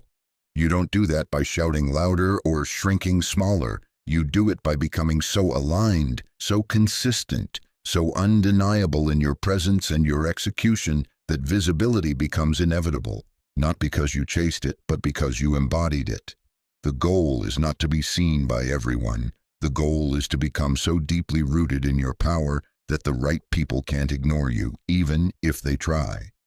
It's easy to get caught up in proving, to want to be chosen, to wait for someone to acknowledge what you bring to the table. But waiting to be seen is a distraction. It's a trap that keeps you externally focused. You start adjusting yourself to be noticed, watering down your truth to be accepted. But anything you have to dilute to be recognized will never feed your soul. Let them miss you, let them misread you, let them underestimate you. You're not here for validation, you're here for impact. And impact doesn't need attention to begin, it needs alignment. It needs you to build when no one's clapping, to master your craft when no one's watching, to believe in your voice before the echo returns. This is where greatness is born. In the seasons where you're overlooked, underbooked, and underestimated, these are not setbacks, they're shaping grounds. They're where your identity stops depending on feedback and starts anchoring in self-trust. You stop trying to be seen and start becoming someone worth seeing. And when that moment comes, when the world finally turns its head, you won't have to explain how you got there. Your results will speak. Your consistency will speak. Your peace will speak. They'll see the version of you that refused to stay hidden, not because you were loud, but because you were real. Becoming unmissable doesn't mean being the loudest in the room. It means carrying an energy that enters the room before you do. It means showing up with such clarity that even silence feels like a statement. That's presence. That's frequency. That's what lasts when attention fades. So if you feel invisible right now, don't shrink. Don't chase. Don't twist yourself into someone else's mold just to get noticed. Refine your craft, sharpen your voice, walk like you already matter, because you do. Let your life speak for itself. Let your energy fill in what words can't explain. Because the people who are meant to find you, the doors that are meant to open, the opportunities aligned with your purpose, they will see you. But first, you have to see yourself. You're not here to be seen by everyone. You're here to become unmissable to the ones that matter. Build that, become that, and let the rest catch up. In a world that glamorizes hustle, achievement, and always looking unbothered, healing doesn't get the spotlight it deserves. It's not flashy. It doesn't come with trophies. It doesn't always look good on camera. But make no mistake, healing is the real flex. Because while anyone can perform strength, it takes real courage to become whole. Healing means turning inward when the world tells you to distract. It means facing the wounds you've learned to decorate. It means feeling the things you were taught to suppress, unpacking the stories you were raised to repeat, and breaking patterns that feel like home but only ever built cages. That's not weakness, that's work. It's easy to flex confidence. It's easy to dress it up, post it, filter it, package it as proof that everything's fine. But healing doesn't ask for performance. It demands presence. It's messy, uncomfortable, and often invisible. There's no applause when you finally learn to sit with your feelings instead of running from them. There's no standing ovation when you choose not to react from the same place that used to sabotage you. But those moments, that's where the transformation happens. You don't heal because it's trendy. You heal because you're tired of bleeding on people who didn't cut you. Because you're tired of mistaking survival for peace. Because the old you, the one built on wounds and reaction, can't carry the life you're trying to create. Healing is the decision to stop recycling pain into every new chapter. It's saying, I'm done letting this story write me. And here's the truth. Healed people move differently. They speak with less noise and more impact. They don't chase, they attract. They don't beg, they decide. They don't control, they trust. Not because they're better, but because they've done the work to come home to themselves. That's power. The kind that can't be copied, the kind that doesn't need validation because it radiates from within. Healing isn't about forgetting what happened. It's about remembering who you were before the wound and choosing to return to that version with more wisdom, more compassion, more grace. It's looking your pain in the face and saying, you don't get to lead anymore. And no, healing isn't linear. Some days you'll feel free. Some days you'll feel like you're starting over. That's okay. Progress isn't about perfection. It's about persistence. It's about choosing wholeness even when brokenness is easier to access. That choice, that's the real flex. So don't just level up your look. Level up your soul. Don't just chase visibility. Chase integration. Be the person who didn't just survive but actually healed. Because healed people heal people. And your peace will do more for this world than your performance ever could. Healing isn't soft, it's not small, it's not invisible, it's brave, it's bold. It's the most radical rebellion in a world that profits off your pain. So wear it with pride, own it with clarity. Because healing, that's what real strength looks like. That's the flex that lasts. We live in a world where talk is cheap and noise is constant. Everyone has something to say. Plans, goals, dreams, intentions, they're broadcasted like declarations, posted for the world to see. But here's the truth. None of it matters without follow-through. Say less. Do more. Because action will always be louder than words, and execution will always be more powerful than intention. Talking about it gives a quick hit of validation. It feels productive. You share your vision and people applaud. But applause doesn't build momentum. Discipline does. Hype doesn't create change. Habits do. You can inspire people with your words, but you move them with your results. The world doesn't need another announcement. It needs proof. The danger of overtalking your goals is that it tricks your brain into thinking you're already doing something. It creates a false sense of progress. You get the dopamine without the discipline. But real growth isn't glamorous. It's quiet. It happens behind closed doors. While others are talking about what they're going to do, you're already doing it. The people who make the biggest impact don't speak to impress. They move in silence, build in private, and let their lives become the loudest thing in the room. They don't post every step. They take steps every day. And when they show up, they don't need to prove themselves. Their consistency has already done that for them. You don't need to convince anyone. You don't need to explain what you're building, why you're pulling back, or what's taking shape behind the scenes. Just do the work. Keep showing up. Let your discipline do the talking. Because when you're truly in alignment, your actions carry a frequency that doesn't require permission or applause. Every moment you spend talking about it is a moment you could spend becoming it.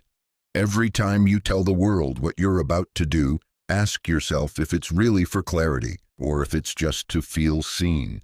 Visibility without integrity is noise, and noise fades. But results, they echo. So go quiet, not because you're hiding, but because you're focused. Because you're building something sacred that doesn't need to be exposed to be real. You're no longer available for performative progress. You're done needing people to believe in what you're doing before it's done. That's not your responsibility. Your responsibility is to become it. Let your success be your statement. Let your transformation speak. Let your routine reflect your priorities so clearly that your presence alone answers any doubt. You don't owe the world an explanation. You owe yourself results. And that starts when you stop talking and start moving. Say less. Do more. The ones who get it will feel it. The ones who don't were never your audience. Your job is not to be loud. It's to be effective. Because in the end, it's not what you say that changes your life. It's what you do. The most powerful move isn't always what you say. Sometimes it's what you don't. In a world that rewards reaction, fast replies, instant opinions, emotional responses, stillness is a rare and radical strength. There's power in not reacting, in choosing silence when triggered, in choosing presence when provoked, in choosing your peace over your pride. We're conditioned to believe that reacting is a sign of control, that quick responses prove confidence. But the truth is, reactivity is often just unhealed emotion with a microphone. It's not clarity speaking, it's the wound. And every time you react from that place, you give your power away. You hand it to the circumstance, the person, the energy that disrupted you. But when you don't react, when you pause, breathe, observe, you stay in control, you keep your energy clean. You respond with intention, not impulse. And that's where your real power lives, not in controlling everything around you, but in mastering what's within you. Not reacting doesn't mean being passive. It means being precise. It's knowing you don't have to attend every argument you're invited to. You don't have to correct every misconception. You don't have to explain yourself to people committed to misunderstanding you. Your presence becomes your boundary. Your stillness becomes your statement. And make no mistake, not reacting will challenge your ego. It will feel unnatural at first, especially if you've lived your life feeling the need to defend, prove, or retaliate. But the more you practice restraint, the more you realize how much energy you used to waste on things that never deserved it. How many arguments you entered that changed nothing. How many reactions only escalated what you could have walked away from in peace. Reclaiming your power starts with mastering your pause. The space between stimulus and response is where everything shifts. It's where you decide who you want to be, not just what you want to say. It's where you remember that every reaction is a choice, and every choice builds your reality. Let them project. Let them provoke. Let them misunderstand. You don't rise by matching their energy. You rise by protecting your own. You rise by realizing that not everything deserves your fire. Some things deserve your distance. Some things deserve your silence. Some things deserve nothing at all. There's power in not reacting, in watching the storm pass without stepping into it, in knowing you're not here to control others. You're here to master yourself. And when you do, you become untouchable, not because the world gets easier, but because you get stronger. So the next time you feel triggered, pause. The next time you're tempted to clap back, don't. The next time chaos knocks, let it knock. You are not here to match noise with noise. You are here to embody peace so deeply that anything not aligned with it falls away on its own.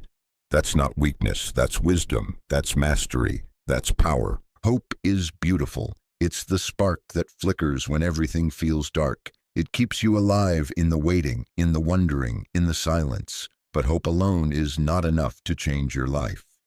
Hope whispers, maybe.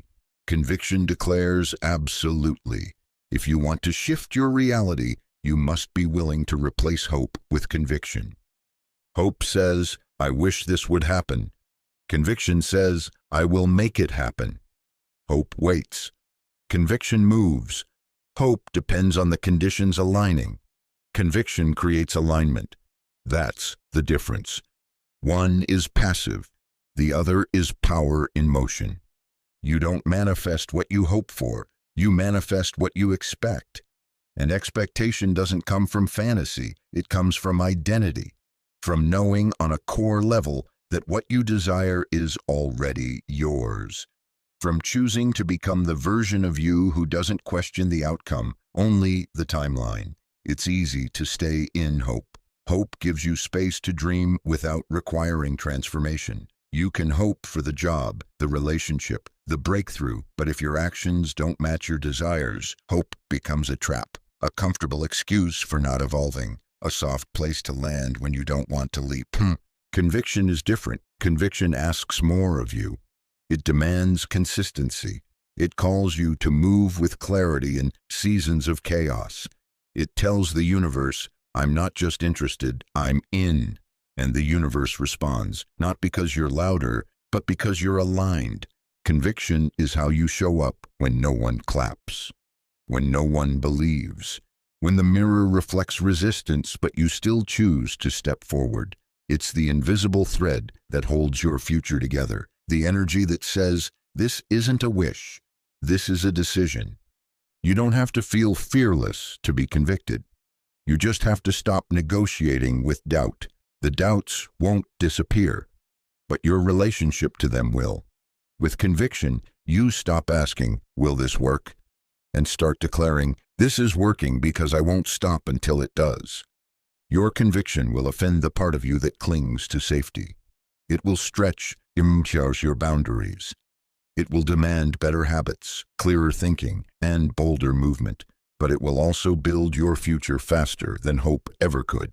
So yes, hope got you here, honor it, but don't stay in it. Move from maybe to must, shift from waiting to wielding. Start living like the outcome is already on its way, and your only job now is to match it. With your habits, your choices, your energy. Replace hope with conviction. Let your life become a declaration, not a question. Stop hoping it'll happen. Start moving like it's done. That's when the world rearranges. That's when doors open, not for the hopeful, but for the certain, for the bold, for the convicted, for you. Discipline isn't glamorous. It doesn't trend. It doesn't get standing ovations, but it builds empires quietly behind closed doors. While others are talking about what they want, discipline is already doing the work, day after day, moment by moment, until one day the results are so undeniable that people start calling it magic. But it's not magic. It's discipline that no one saw. There's a reason consistency is rare. It's not exciting. It's not driven by emotion. It's not motivated by applause. It requires choosing the vision over the mood again and again. And when you can do that, when your follow-through becomes non-negotiable, everything in your life begins to shift. The people who seem untouchable, who seem to rise effortlessly, aren't operating on talent alone. They've mastered discipline. They've learned that power comes from predictability, from being someone who keeps promises to themselves even when it's inconvenient, especially when it's inconvenient. You don't need more motivation. You need more structure. You don't need better timing. You need better follow-through. The world is full of people with potential. What separates the ones who rise isn't brilliance. It's discipline.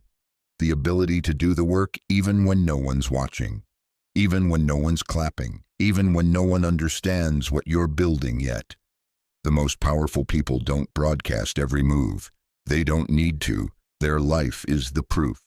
Their discipline becomes so sharp, so locked in, so consistent, that people can't help but ask, "How did you do that?" And the answer is simple. They did what others weren't willing to do long enough for it to compound. Magic is the byproduct of invisible repetition. It's built in the early mornings, in the quiet nights, in the decision to show up again and again. That's how momentum builds. That's how confidence is created, not from external praise, but from internal proof. Be so disciplined that your future becomes inevitable, so focused that distraction can't find a crack, so consistent that your results speak before you do. You don't need to prove your worth when your work proves your power.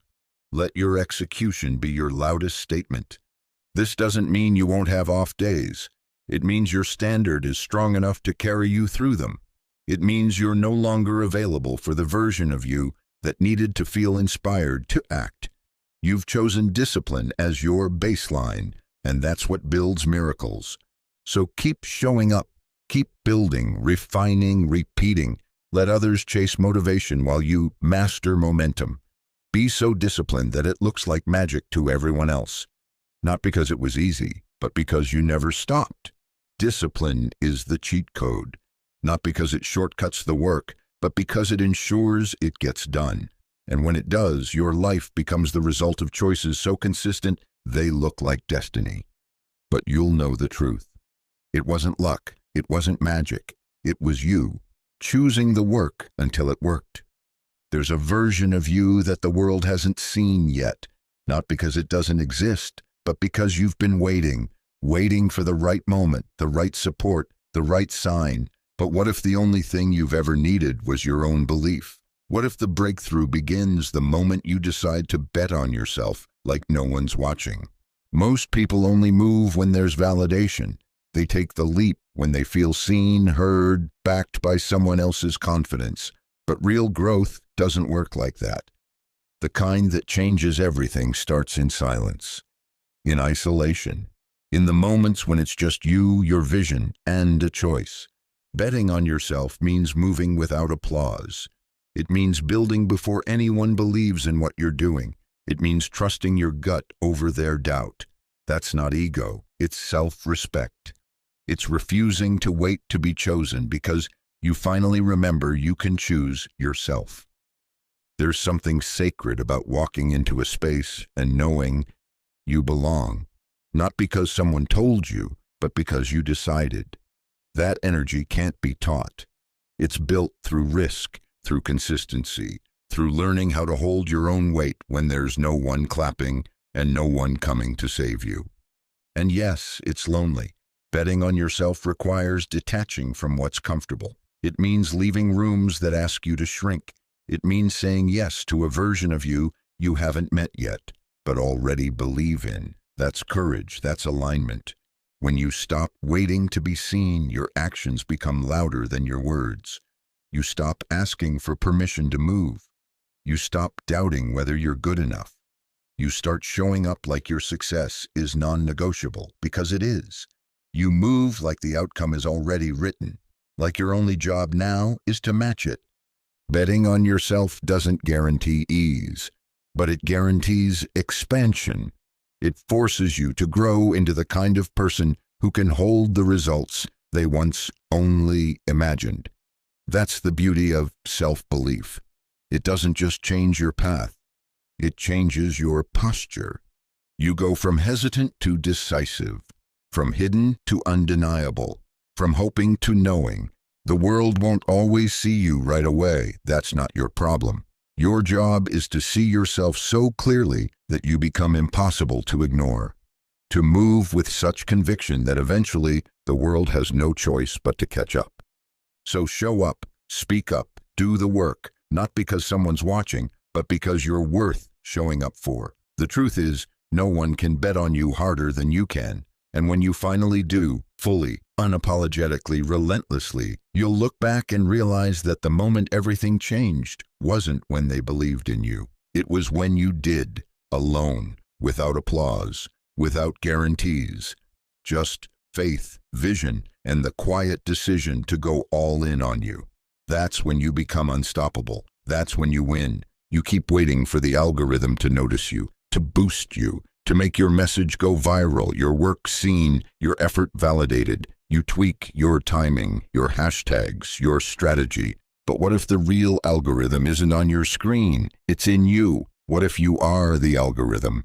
The energy you put out creates its own ripple. The consistency you bring becomes its own momentum. The clarity in your voice writes its own code.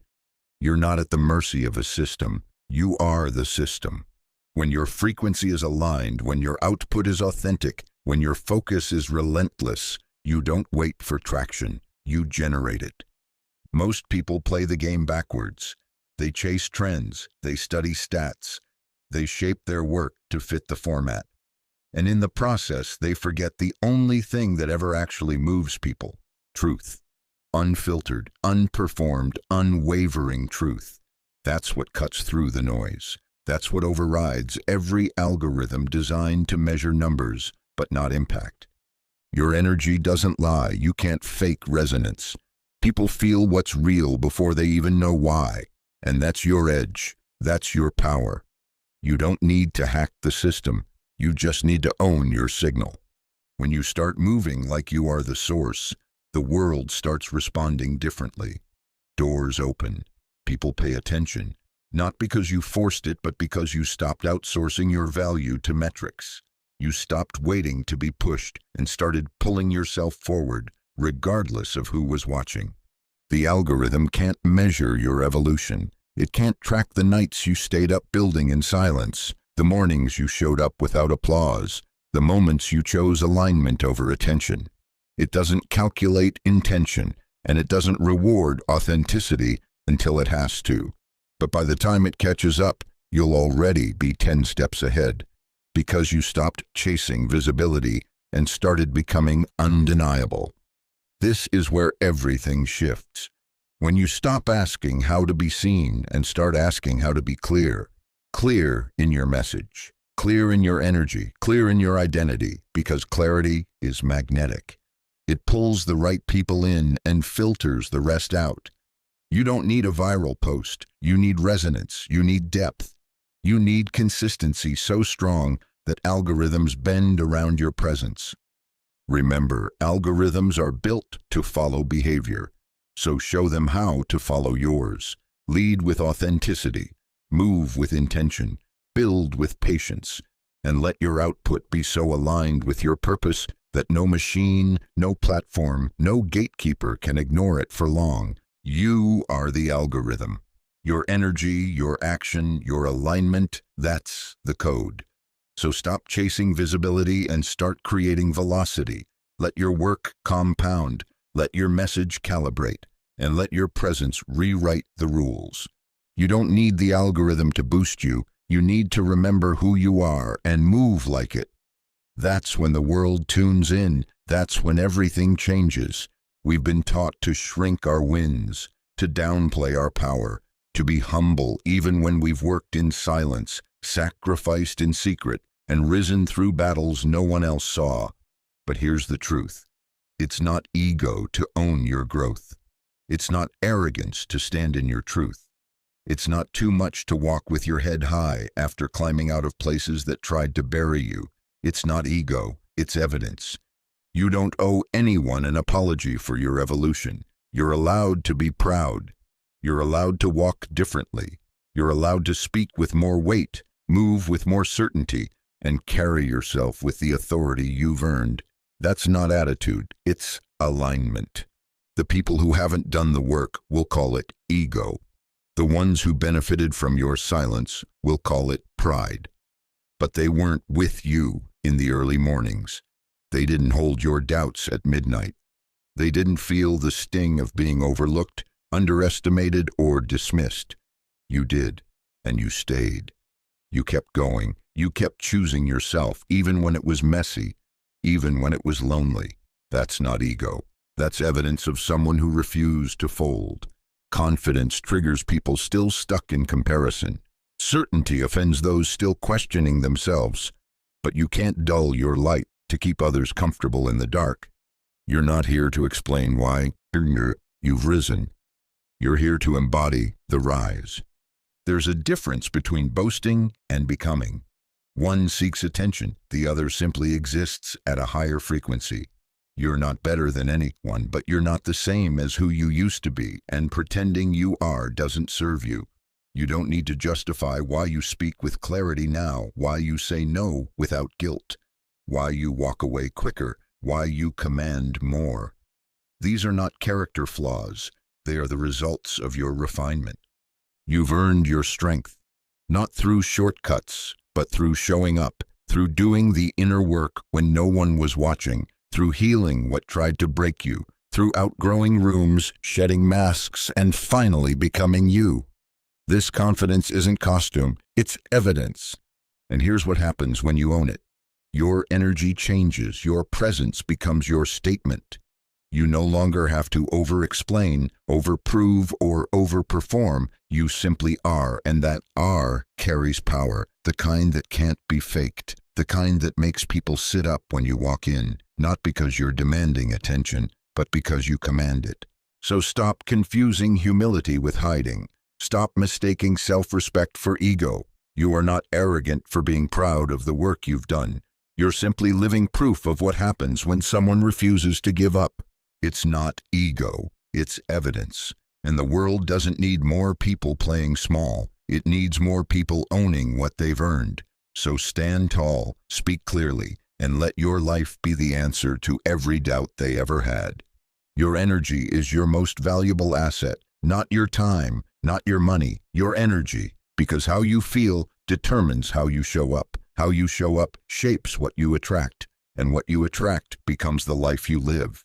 That's why you must protect your energy like it's sacred currency, because it is. Too often, we give it away without a second thought, to people who drain us, to problems that aren't ours, to conversations that lead nowhere. We let notifications fracture our focus. We let guilt talk us into saying yes when every part of us is screaming no. We confuse being available with being valuable, but being accessible to everything leaves you aligned with nothing. You don't need to do more. You need to leak less. Your power isn't disappearing. It's being spent. Spent on overthinking, spent on over-explaining, spent on trying to be everything for everyone except yourself. And until you learn to conserve it, protect it, and direct it with intention, you will always feel tired in places that should be fueling you. Protecting your energy doesn't mean isolating yourself. It means being selective. It means knowing what lifts you, what centers you, what throws you off balance. It means filtering your circle, setting unapologetic boundaries, and giving yourself full permission to choose peace over pleasing. There will be people who don't understand, who call you distant, selfish, cold. Let them. You're not here to convince anyone why your well-being matters. You're here to protect it, because no one else will do it for you. No one else can know the cost of what drains you. No one else is responsible for keeping your fire lit. That's your job. Think of your energy like money in a sacred account. Every interaction is a transaction. Some people are investments. Others are overdrafts. Learn to read the balance. Learn to feel the shift. Does it leave you clearer or confused? Lighter or heavier? More you or less? That's the data. Trust it. And this isn't just about people. It's about patterns, habits, environments. It's about the way you speak to yourself, the content you consume, the thoughts you entertain. Everything is either a deposit or a withdrawal. And the more intentional you become, the richer your life gets. There's a version of you that runs on full energy, full clarity, full alignment. They don't chase. They don't overextend. They move with precision because they've protected their fuel. They've stopped showing up to places that emptied them just to prove they were strong. They've realized that power isn't proven through exhaustion, it's preserved through discernment. So protect your energy, not with walls, but with wisdom, not with fear, but with frequency. Treat it like gold, because it is. And when you do, you'll stop chasing things that never filled you and start attracting everything that honors who you've become. Your energy is sacred. Guard it like your life depends on it, because it does. You are not your past. You are not the version of you who settled, who doubted, who broke down and stayed there. You are not the mistakes you made in survival mode. You are not the voice of someone else's limitation. And you are under no obligation to keep playing a role just because you've played it well. Refuse to be the old story. The past will try to cling to you, not because it's powerful, but because it's familiar. Patterns will whisper, "This is who you are." People will remind you, "This is how you've always been." But growth doesn't ask for permission. It asks for release. You cannot become who you're meant to be while staying loyal to the version of you that was built in a different chapter. At some point, the healing becomes a choice, not because the pain didn't happen, but because you've decided not to build your identity around it. You stop saying, "This is just the way I am," and start asking, "Who do I actually want to be?" That's when everything changes. That's when the story shifts from default to design. But letting go of the old story isn't just mental, it's energetic. It means no longer feeding the narratives that say you're too broken, too late, too far behind. It means cutting ties with habits that keep you small. It means walking into rooms like you deserve to be there, even if the version of you from last year would have stayed quiet in the corner. The old story wants comfort. The new story demands courage. And courage doesn't mean you're not scared. It means you move anyway. It means you choose the higher road even when the lower one feels easier. It means you act like the future is bigger than your fear, because it is. The story you tell yourself becomes the standard you live by. So be honest. Are you still narrating your life from a place of pain, regret, or doubt? Are you still explaining your worth through who hurt you, who left, or who didn't believe? That's not your story anymore, not if you don't want it to be. Every day is a blank page, and yes, the past helped shape your pen, but it doesn't have to dictate the plot. You are allowed to pivot. You are allowed to evolve. You are allowed to outgrow what once felt like home. So rewrite it. Live like the new story is already unfolding. One where you are powerful, whole, focused, free. Where you don't just survive, you lead. Where you don't just heal, you rise. Where your past is acknowledged, but your future is activated. Refuse to be the old story, not out of denial, but out of decision. Your breakthrough doesn't begin when the world believes it. It begins when you do. So believe it, become it, and never look back. The new story starts now. Silence is not emptiness. It's not weakness. It's not a lack of something to say. It's the presence of something powerful. In a world that constantly demands noise, reaction, explanation, and validation, mastering silence becomes a strategy few expect and even fewer understand. But those who do, they move differently. They win differently. Silence is where power gathers.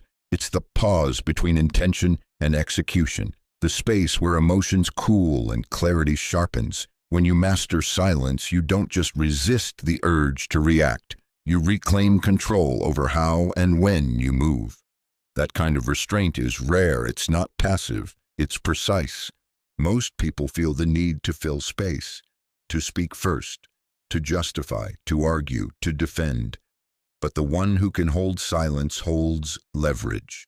They listen longer. They watch deeper. They wait while others reveal their hand out of discomfort. And when they finally speak or act, it lands with undeniable weight. You don't have to tell them your next move. You don't have to prove your worth.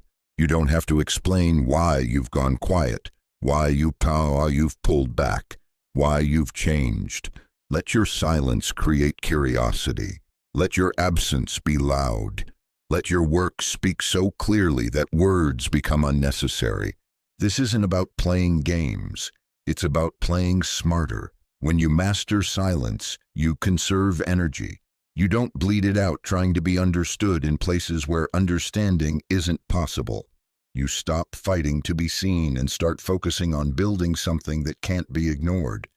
Silence protects your power. It shields your next step. It gives you room to evolve without interference. While others are performing, you're perfecting. While they're projecting, you're positioning. While they're arguing about their relevance, you're creating results that can't be debated. And yes, silence can make people uncomfortable. Let it. Let them guess. Let them wonder what you're building. Let them talk.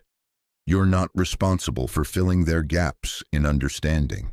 You're responsible for protecting your energy and using it where it matters most, in your execution.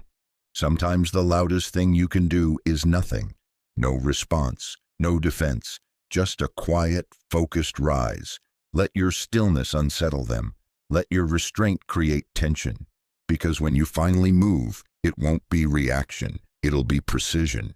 So stay silent when it's tempting to explain. Stay focused when it's tempting to prove. Stay grounded when it's tempting to react. The ones who master silence don't lose control, they own it.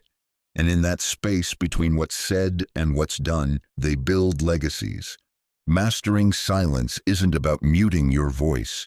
It's about amplifying your power. It's about moving with so much clarity that the noise can't find a way in. So hold your tongue, hold your ground. Let your presence speak in a language only the disciplined understand.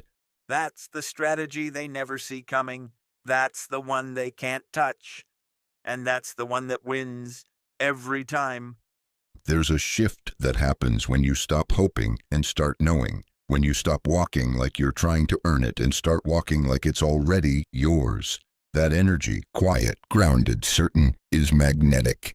It's not forced. It's not loud. It's a calm confidence that says, I'm not chasing, I'm claiming. You have to move like it's already done. The version of you who has what you want doesn't second-guess every step. They don't shrink in the presence of doubt or pause for outside validation. They move with clarity. They act with authority. They don't ask, will this work? They say, this is working because I'm aligned with it. That mindset doesn't come from wishful thinking. It comes from identity. If you keep showing up like you're hoping it might happen, you send mixed signals to the world and to yourself. Your energy whispers uncertainty, but when you act like it's already done, you become a match for the outcome. You stop needing proof before belief. You start moving in a way that tells the universe, I'm not waiting, I'm walking. This doesn't mean you fake it. It means you embody it. The embodiment is subtle but undeniable. It's in how you speak about your goals, in how you prepare your environment, in how you invest your time. When you're aligned with the outcome, your life begins to rearrange around it because you stopped treating your vision like a maybe. Moving like it's already done creates momentum, not from pressure but from purpose. You don't wait for motivation. You don't perform for applause. You just move consistently, intentionally, as if the result is inevitable, because for you, it is. You've already decided. This energy isn't arrogance, it's alignment. It's the quiet power that says, I don't need to see it to believe it. It's the refusal to be shaken by delay, by noise, by anyone else's doubt. You become unbothered not because you don't care, but because you know. And that knowing becomes your compass. The world responds differently when you walk in this posture. People lean in, opportunities notice, obstacles shrink, because there's nothing more powerful than someone who moves with certainty in the middle of uncertainty.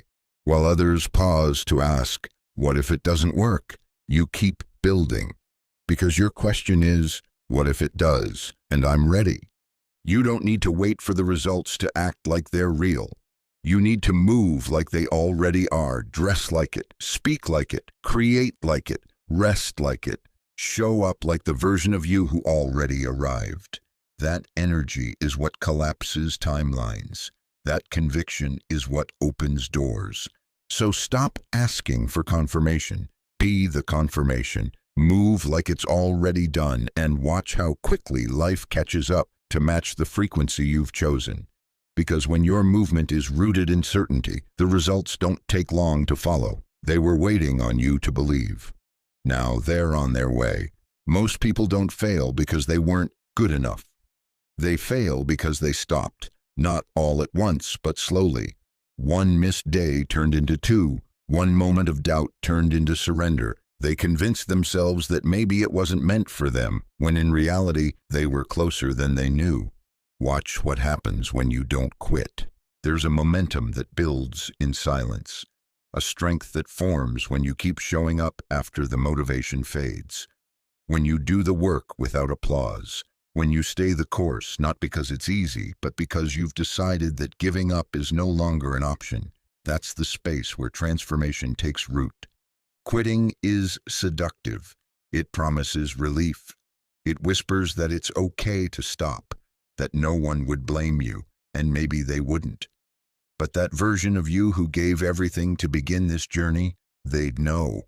They'd feel the weight of an almost life, of untapped potential, of what could have been. You don't have to have all the answers. You don't need to move fast. You just need to continue. Consistency isn't glamorous, but it's where the magic lives. The results you want, the confidence you crave, the life you envision, it's all waiting on the other side of not quitting. And no, the path won't be smooth. You'll doubt, you'll stall, you'll wonder if it's worth it. But those are not signs to stop. They're signs you're growing, that the old version of you is being stretched, that you're crossing the threshold where most people turn back. Keep going. Because when you don't quit, something powerful happens. You change. You become someone who can hold the very thing you've been chasing. You build endurance, discipline, belief. And with every step forward, the distance between you and the person you used to be grows wider. You stop looking for shortcuts. You stop needing instant results. You begin to trust the process because the process is where you've found your strength. And in that strength, you realize you were never chasing a goal. You were becoming someone different.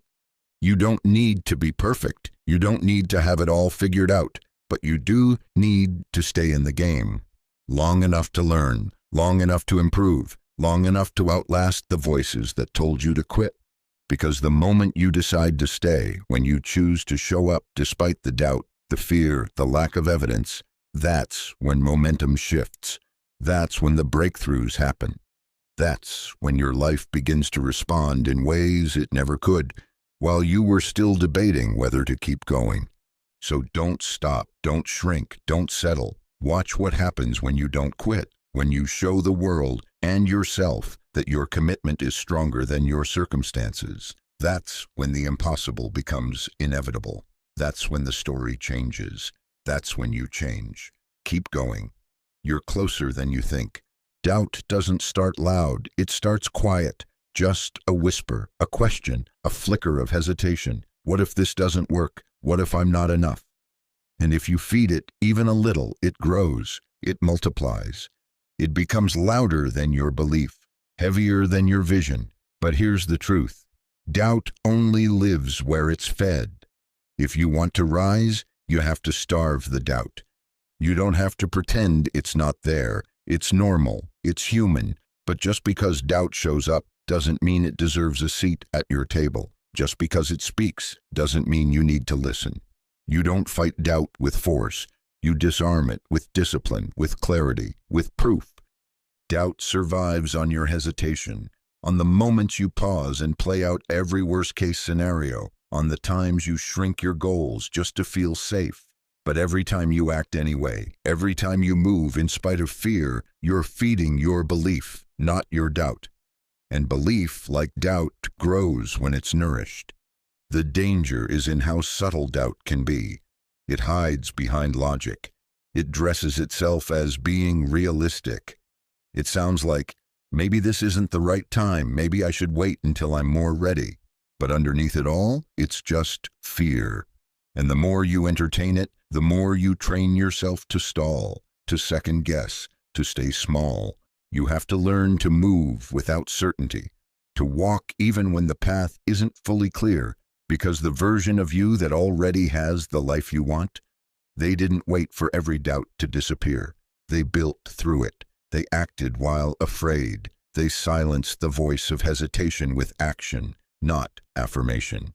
Starving doubt means starving the stories that tell you to play safe. It means being unavailable for the identity that needs approval to feel confident. It means making decisions from your vision, not your fear. And that shift doesn't just change how you think, it changes how you move. Doubt is not proof that you're unqualified. It's proof that you're stepping into something bigger than who you've been. It shows up right before the leap, right before the expansion, right before everything begins to shift. That's not a warning, it's a signal. So feel the doubt, acknowledge it, then starve it. Don't feed it your time, don't feed it your voice, don't feed it your potential. Starve it with discipline, with movement, with decisions that say, I trust where I'm going more than I fear where I've been. Because the moment you stop feeding your doubt, your faith grows louder, your focus sharpens, your power returns, and suddenly the voice that once said, what if you fail, becomes what if you fly. Starve the doubt, feed the vision. Let your future feast on the version of you who refused to stop. That's where the breakthrough begins. That's where you become unstoppable. They'll call you obsessed when you start showing up differently, when you stop explaining your boundaries, when you say no more often, when you wake up earlier, move with more focus, and detach from anything that doesn't feed your vision. They'll say you're too intense, too serious, too focused. Let them. Because obsessed is just another word for committed. The world loves to praise passion until it looks like discipline, until it requires isolation, repetition, sacrifice, until it becomes inconvenient. Then suddenly, you're doing too much. But the truth is, most people never experience what they're capable of because they only flirt with their goals. They're passionate on Monday, distracted by Thursday. But you're not interested in halfway. You don't build something exceptional by being casual about it. You don't become your future self by hoping you'll get there. You become them by aligning your habits with your vision relentlessly.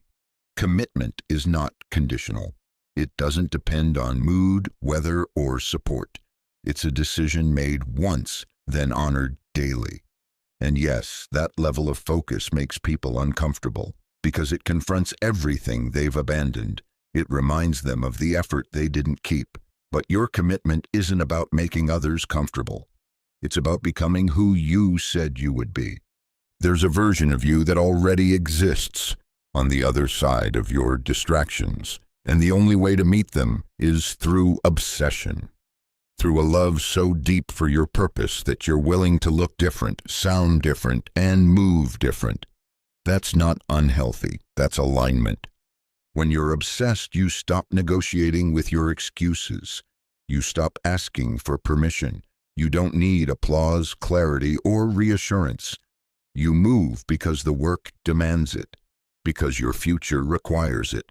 You don't need someone to believe in you when you already believe in what you're building. People will try to get you to slow down, to relax, to be realistic. Smile, nod, then go back to your grind, because they don't see the vision the way you do. They weren't there when you broke the cycle, when you decided the pain stops with you, when you committed not just to goals, but to transformation. This isn't about perfection. You'll stumble, you'll question, you'll have moments of fatigue. But the difference is, you won't stop. You'll rest, recalibrate, and return, because obsession keeps the fire burning even when the results aren't visible yet. Even when no one's watching, so let them talk, let them misunderstand. You weren't built for average, you weren't born to blend in. You were called to build something extraordinary, and that takes extraordinary focus. Obsessed? Maybe. But more than that, you're committed. And commitment backed by purpose? That's a force no one can stop. Keep going. They'll understand later. Right now, you've got work to do. The life you're asking for isn't waiting on more effort. It's waiting on a new identity. Not a better version of who you've been, but a complete upgrade. A version of you that doesn't just want the vision, but embodies the standards required to hold it. Your future isn't just about doing more, it's about becoming more. And that begins with shedding the identity that's been keeping you safe, small, and familiar. You can't walk into your next level wearing the mindset of your last.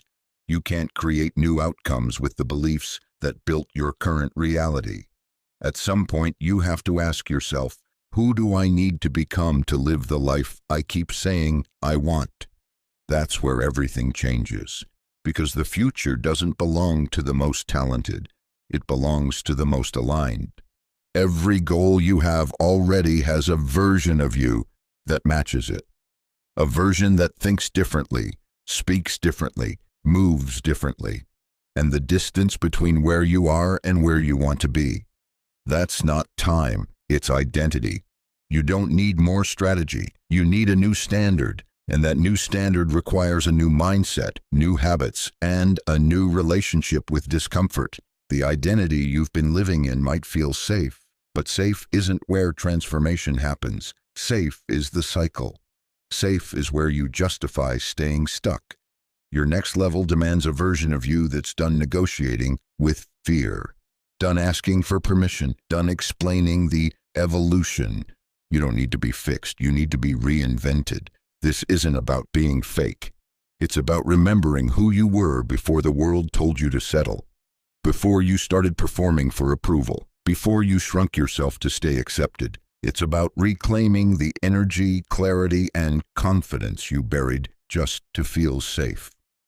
Because the version of you who gets everything you want, they're not waiting. They're already living like it's done. Upgrading your identity means acting in alignment with the outcome now, not when it feels convenient, not when it's perfect. Now, it means making decisions from the perspective of your future self. What would they say yes to? What would they walk away from? What wouldn't they tolerate for even one more day? The people who change their lives don't do it by force. They do it by refusing to keep showing up as a version of themselves that no longer fits the life they're building. And when you make that shift, when you step into the identity that matches your vision, you stop chasing results. You start attracting them. So look at your life. Look at your habits. Look at the energy you bring into every room. Is it aligned with your future or addicted to your past? Your future is calling, not for more effort, not for more talk, but for a total identity upgrade. Answer it, not with promises, but with presence. Be the version now, the results will follow. They have no choice, they always match the identity. Clarity isn't a luxury, it's leverage. It's the difference between movement and momentum, between being busy and being effective. In a world that profits off your confusion, your uncertainty, your distractions, clarity becomes a power move. Not because it's loud, but because it cuts through the noise with quiet precision. You don't need more ideas. You don't need more opinions. You need direction. You need focus. Clarity isn't just knowing what you want. It's knowing what no longer deserves your energy. It's drawing a line in the sand and saying, this is who I am. This is where I'm going. And this is what I will no longer tolerate along the way. Without clarity, even the best strategy crumbles. You end up chasing everything and mastering nothing. You say yes to too much, stretch yourself too thin, and confuse motion with progress. But when you get clear, your decisions get faster, your boundaries get stronger, your energy becomes undeniable. You stop explaining, stop apologizing, stop diluting your purpose just to be digestible. Clarity is power because it's rare. Most people are too distracted to ever fully decide. They keep one foot in the old life just in case the new one doesn't work. They talk about change but live in confusion. They fear commitment because clarity demands it. It demands that you stop entertaining distractions, that you stop saying maybe to what should have been a no a long time ago. The moment you get clear, your life starts reorganizing. People fall away, opportunities shift, your environment begins to reflect your standards. That's not coincidence, that's alignment. Clarity sharpens your frequency, and your frequency determines your future. When you're unclear, life matches that with delays, detours, mixed signals. But when you're locked in, life moves with you. It recognizes the signal and delivers accordingly. Clarity also simplifies your confidence. You don't need to over-explain or prove anything when you're clear. You don't second-guess every move. You act. You adjust. You grow. Clarity doesn't mean you'll never face fear. It means fear no longer runs the show. Because when you know what you're building, fear becomes background noise. And yes, clarity can be uncomfortable, because once you get it, you're accountable to it. You can't hide behind confusion anymore. You can't pretend not to know what you're tolerating. But that's where your power begins. When you can look at your life and say, this is what I want. This is what I will no longer accept. And this is what I'm doing about it. Clarity isn't always found, it's chosen. It comes when you decide to stop living in the fog and start telling the truth about what you want, about who you are, about what's next. So get clear, sharpen your vision, make the choice. Because once you do, your energy shifts, your habits align, your path appears. And that's when you stop surviving and start leading. That's when the game changes. That's the power of clarity. Confusion doesn't always come from a lack of information. More often, it comes from a lack of standards. When you're unclear about what you allow, what you expect, and what you stand for, everything gets messy. You second-guess your choices. You tolerate the wrong energy. You entertain things that don't align. But the moment you raise your standards, everything gets clearer. High standards eliminate confusion. Standards are not preferences. They are the rules your life runs on. They determine who gets access to you, how you spend your time, what you say yes to, and what you walk away from. When your standards are low, your life becomes reactive. You move from emotion instead of principle. You attract people and opportunities that match your inconsistency. But when your standards are high, you stop negotiating with what drains you. You start operating with clarity. High standards are not about being difficult. They're about being decisive. They protect your peace, your time, your energy. They act as a filter, removing what doesn't match the life you're building. You don't have to overthink everything when your standards already made the decision for you. That job that doesn't value you, walk away. That relationship that keeps you guessing, not enough. That habit that keeps you stuck, you're done with it. No drama, no debate. Most people stay confused because they don't want to commit to a standard, because once you set a real one, you're responsible for enforcing it. And yes, that can be uncomfortable. You might lose people. You might outgrow spaces. You might have to say no more often than you're used to. But what you gain is far greater: alignment, direction, authority over your own life. You don't attract what you want. You attract what you allow. If your life feels chaotic, check your standards. Are you saying yes out of guilt? Are you ignoring red flags out of fear? Are you over-explaining your worth to people who should already see it? That's not clarity. That's compromise. And compromise might feel safe short-term, but long-term, it costs you everything. Raising your standards doesn't mean you think you're better than anyone. It means you finally believe you're worthy of what you've been asking for. And worthiness doesn't just live in your mindset.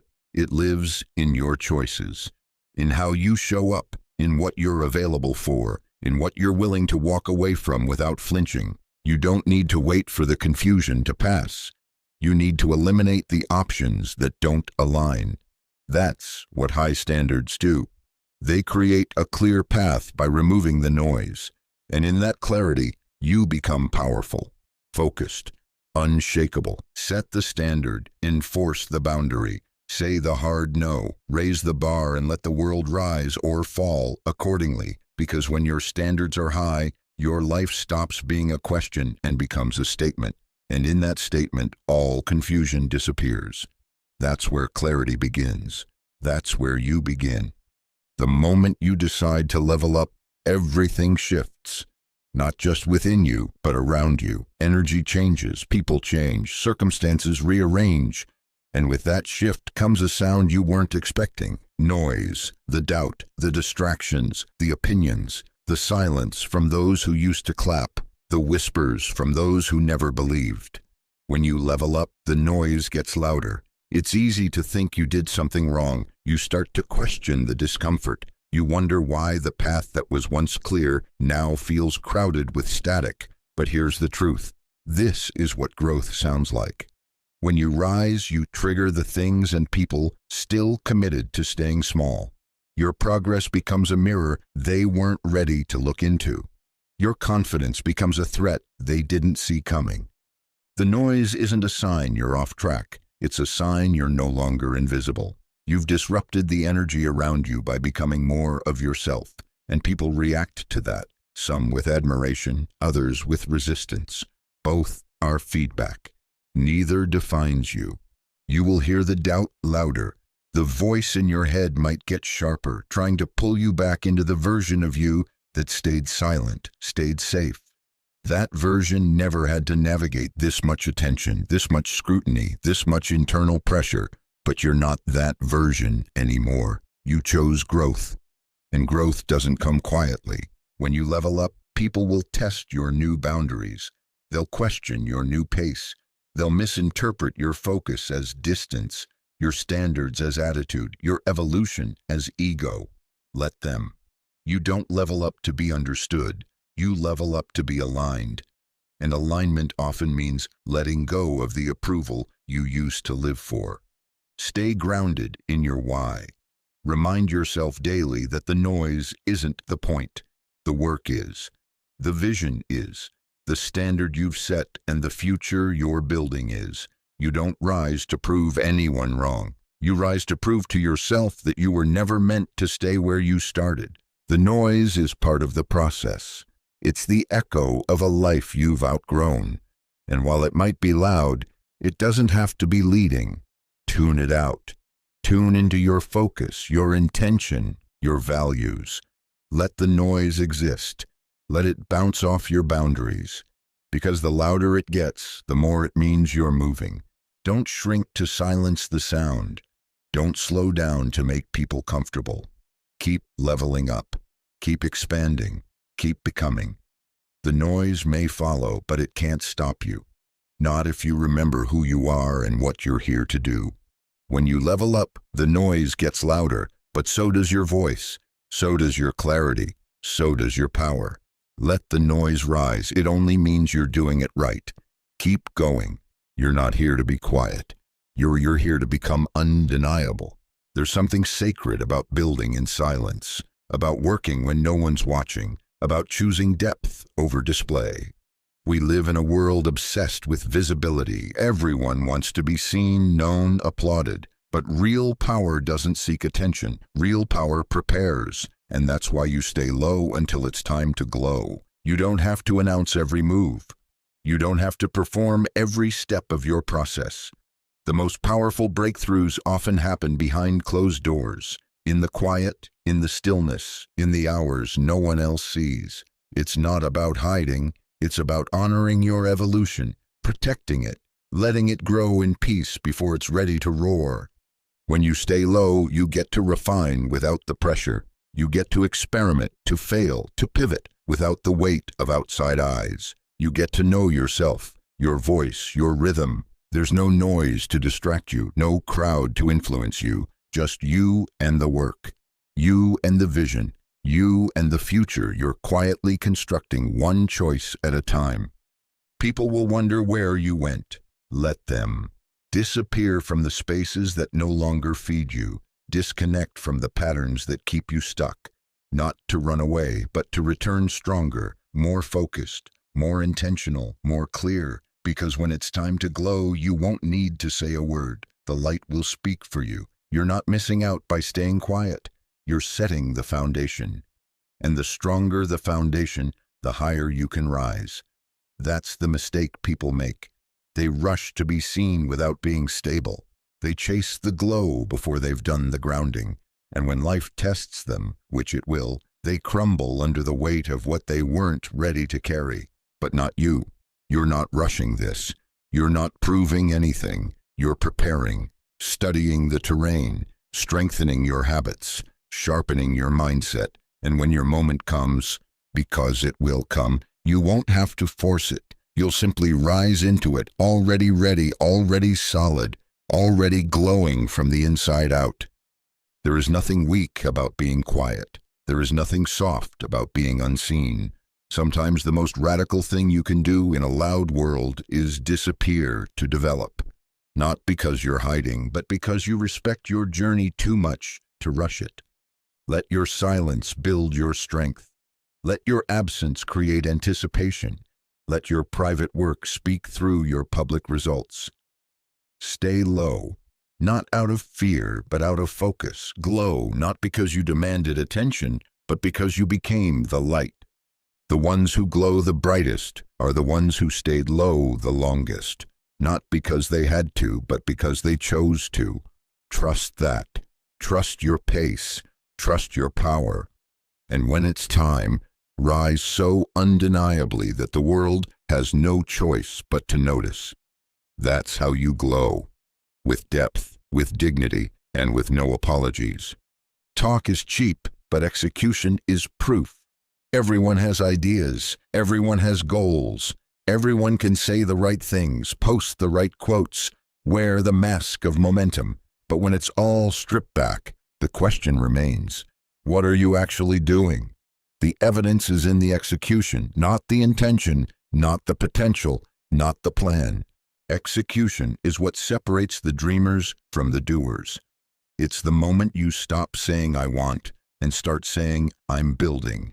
It's how you close the gap between vision and reality. Because it doesn't matter how brilliant your blueprint is, if you never pick up the tools. You don't get credit for almost. You don't get results from someday. The future belongs to those who move. You'll hear people say they're working on it, that they're waiting for the right time, the right energy, the right alignment. But alignment without action is just procrastination dressed up as preparation. It's not about how perfect the conditions are, it's about how consistent you are. Results don't come from how badly you want it. They come from how faithfully you work it. Execution doesn't always feel exciting. It's repetitive, it's lonely, it's often quiet. But that's the price of progress. You don't grow by doing what's fun, you grow by doing what's necessary. And when the work becomes your non-negotiable, the results become your reality. The evidence of your belief is not in your words, it's in your habits. Do you get up when it's inconvenient? Do you show up when no one is clapping? Do you finish what you start? Those are the questions that determine whether you're actually committed or just casually interested. You don't need to talk louder. You don't need to prove your worth to people who don't get it. Let your results speak. Let your consistency be the message. Let your life become the proof that you didn't just wish for it, you worked for it.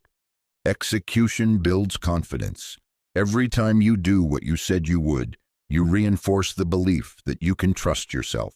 And that trust is the foundation of momentum, because once you know that you'll show up no matter what, nothing can stop you. Discipline becomes your fuel, focus becomes your superpower, and success becomes inevitable, not because of luck, but because of follow-through. The people who make it aren't always the smartest, the most connected, or even the most talented. They're the ones who execute, relentlessly, quietly, without needing applause or permission. They don't announce, they act. And in a world addicted to talk, their results become the loudest voice in the room. So the next time doubt creeps in, don't explain, execute. When others hesitate, execute. When the energy fades, execute. Because the evidence of your vision is not in your excitement, it's in your execution. And if you keep moving, the world will catch up to the truth you've been building in silence all along. It's easy to look around and feel like you're behind, to scroll through curated success timelines dressed as milestones, and highlight reels that make your own life feel too quiet. But comparison is a liar. It shows you their destination, never their detours, their breakthrough, never their breakdowns. And in chasing someone else's path, you lose your own. Respect your journey. It's not supposed to look like theirs. Your pace is not slow, it's specific. Your lessons are not setbacks, they're tailored. The obstacles you face, the delays you endure, the silence you move through, it's all part of a design that wasn't meant to match anyone else's. Your growth is being crafted with precision, not pressure. And sometimes the delay is the preparation. The stillness is the shaping. The no is the redirection that leads to a better yes. Respecting your journey means releasing the fantasy that you should be further by now. It means trusting that your timeline is not broken just because it's different. The world moves fast. It tells you to keep up. But alignment doesn't move in a straight line. It moves in seasons. And your season isn't late. It's right on time. You are not behind. You are not missing anything. You're becoming, in your own way, on your own terms. And what's meant for you won't require you to perform outside of your truth. You won't have to force it, fake it, or speed it up. You'll just have to honor it, step by step, breath by breath, choice by choice. It's tempting to copy what looks like it's working for others, to mimic their path, their strategy, their voice. But what works for them may not work for you, not because you're less capable, but because you're differently called. You don't need to match their rhythm. You need to find your own, one rooted in purpose, not pressure, one fueled by alignment, not urgency. Respect your journey by staying present in it, by showing up for it when it's boring, confusing, or painfully quiet, by trusting that what you're building in the dark will matter more than anything built for the spotlight, by understanding that your path isn't meant to impress, it's meant to transform. And the ones who get there, the ones who truly arrive, are the ones who didn't rush it, the ones who stayed faithful when it was unglamorous, who kept showing up when no one was watching, who stopped comparing and started creating. That's what it means to walk in integrity. That's what it means to respect your journey. So let them move fast, let them get loud, let them shine, and while they do, build. In stillness, in focus, in faith. Because when your time comes, and it will come, you won't just arrive. You'll arrive whole, ready, rooted, and more powerful than you ever would have been if you tried to follow someone else's map. Stay the course. Your journey is yours for a reason. Honor it, trust it, respect it. You were not born to be small. You were not meant to water yourself down just to be easier to digest. And yet so many people live in half-expressions of who they really are, muted, measured, manageable, because somewhere along the way they were taught that being too much would make them too hard to love. But you don't find peace through pretending. You don't find belonging through betrayal. Stop shrinking to be palatable. They told you to be less bold, less loud, less passionate, to take up less space, to smile more, speak softer, want less. And maybe you listened, maybe you adjusted, maybe you made yourself quieter so someone else could feel more comfortable. But what did it cost you? Shrinking is survival, not strategy. It's how you learn to stay safe in rooms that don't know how to hold your light. But safety built on suppression is a prison. And the longer you stay small for others, the more you forget how big your energy was ever meant to be. The people who truly love you don't ask you to shrink. They expand when you expand. They rise when you rise. They don't see your fullness as a threat. They see it as truth, as freedom, as inspiration. And the people who feel discomfort when you step fully into yourself, let them feel it. That discomfort isn't your problem. It's their invitation to grow. Every time you edit yourself to make someone else more comfortable, you reinforce the belief that your authentic self is too much. But too much for who? And according to what? You weren't put here to fit. You were put here to shift, to move rooms with your presence, to carry a frequency that doesn't need permission to exist. You don't need to shrink your joy, your vision, your truth, your power, your volume. You don't need to lower your standards just to keep someone who only knew the version of you that tolerated less. You are allowed to be the fullest version of yourself, even if it makes people uncomfortable, especially if it does. Because when you stop shrinking, you start attracting the right people, the right spaces, the right opportunities. Not because you performed for them, but because you were finally real enough to be found by them. And that's when everything shifts. That's when alignment arrives. So stand up straighter, speak louder, want more, take up space, not with apology, but with authority. Not with ego, but with embodiment. You don't need to be for everyone. You just need to be fully for you. That's where your freedom lives. Stop shrinking to be palatable. Let your truth be full. Let your power be loud. Let your light take up the room it was always meant to.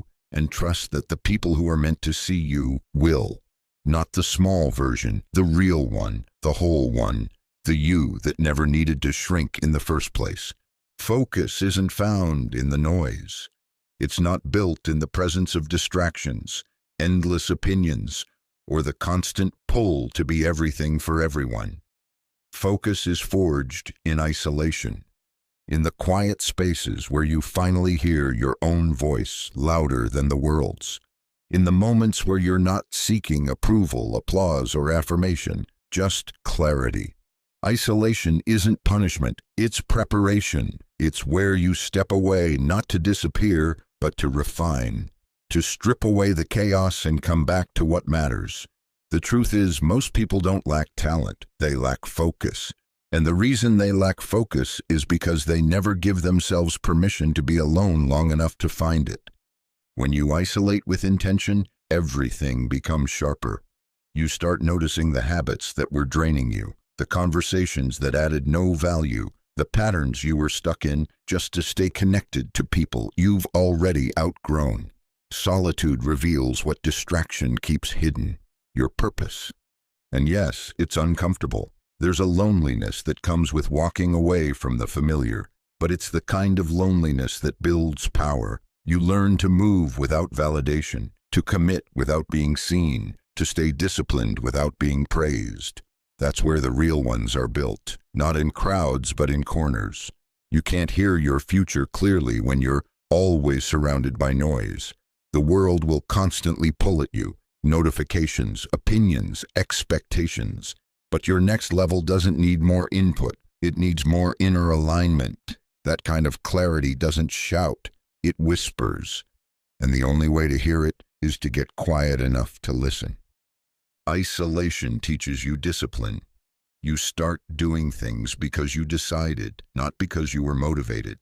You stop negotiating with your excuses. You stop outsourcing your energy. You stop spreading yourself so thin trying to stay connected that you forget who you were ever supposed to become. This is the part of the process no one talks about. The days where it's just you and the work, you and the vision, you and the commitment. No crowd, no feedback, just pure, uninterrupted focus. And in that space, something starts to shift. You stop reacting, you start building, you stop doubting, you start doing. So don't fear isolation. Embrace it, use it. Let it purify your attention and strengthen your resolve. Let it separate you from the patterns that were keeping you distracted, from the people who were keeping you deluded, from the habits that were keeping you delayed.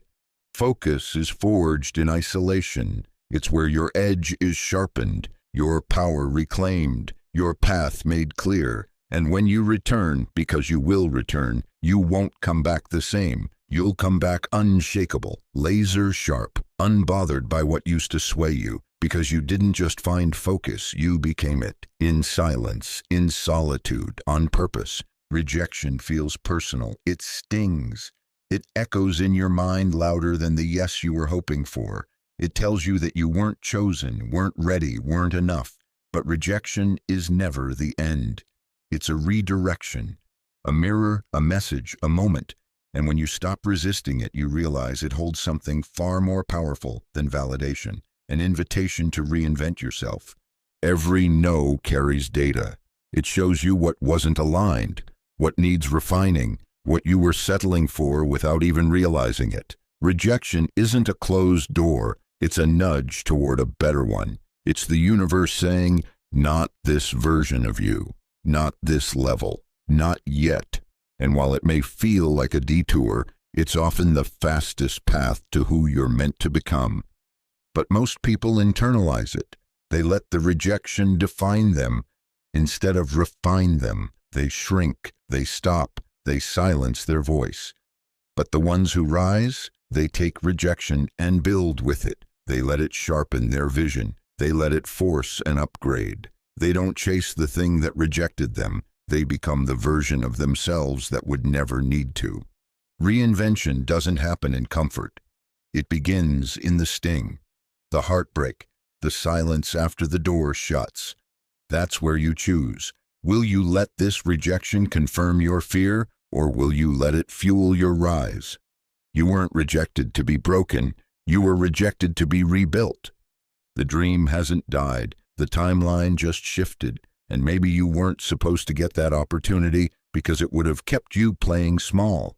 Maybe that person walking away was the universe making space for a deeper kind of alignment.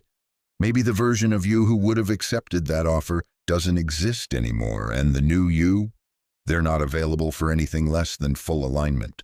Reinvention is not pretending it didn't hurt. It's feeling it fully and still choosing to rise. It's asking, what is this teaching me?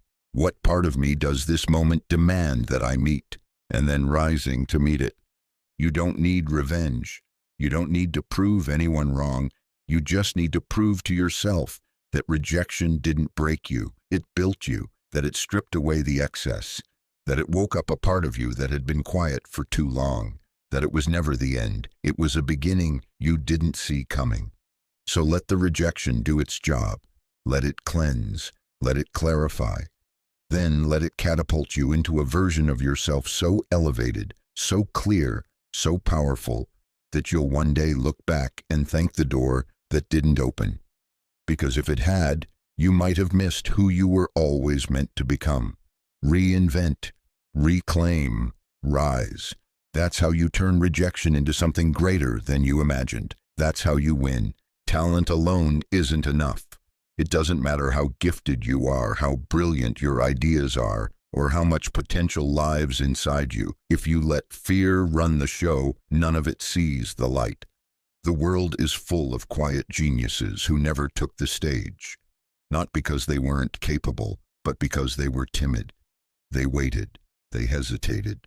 They doubted. Don't let your talent be wasted by timidity. You weren't given your gifts to keep them hidden. You weren't born with this fire just to sit in the shadows and wonder what might have happened if you had been a little bolder. Timidity is not humility. It's hesitation in disguise. It's the voice that says, what if they don't like it? What if I fail? What if I'm not ready yet? But your purpose doesn't need perfection. It needs permission. It needs you to stop holding back and start stepping forward. You can't play small and expect to live a big life. Playing small feels safe, but it's expensive.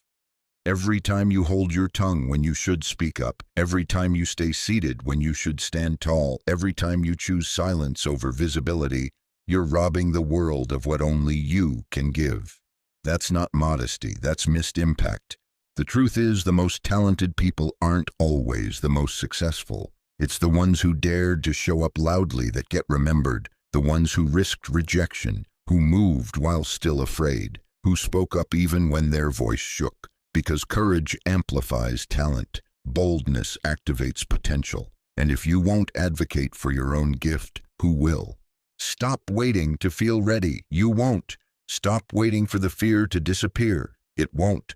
Confidence doesn't come first. It follows action. And every time you take a step despite the nervousness, you train your nervous system to normalize power, to embrace discomfort, to live louder.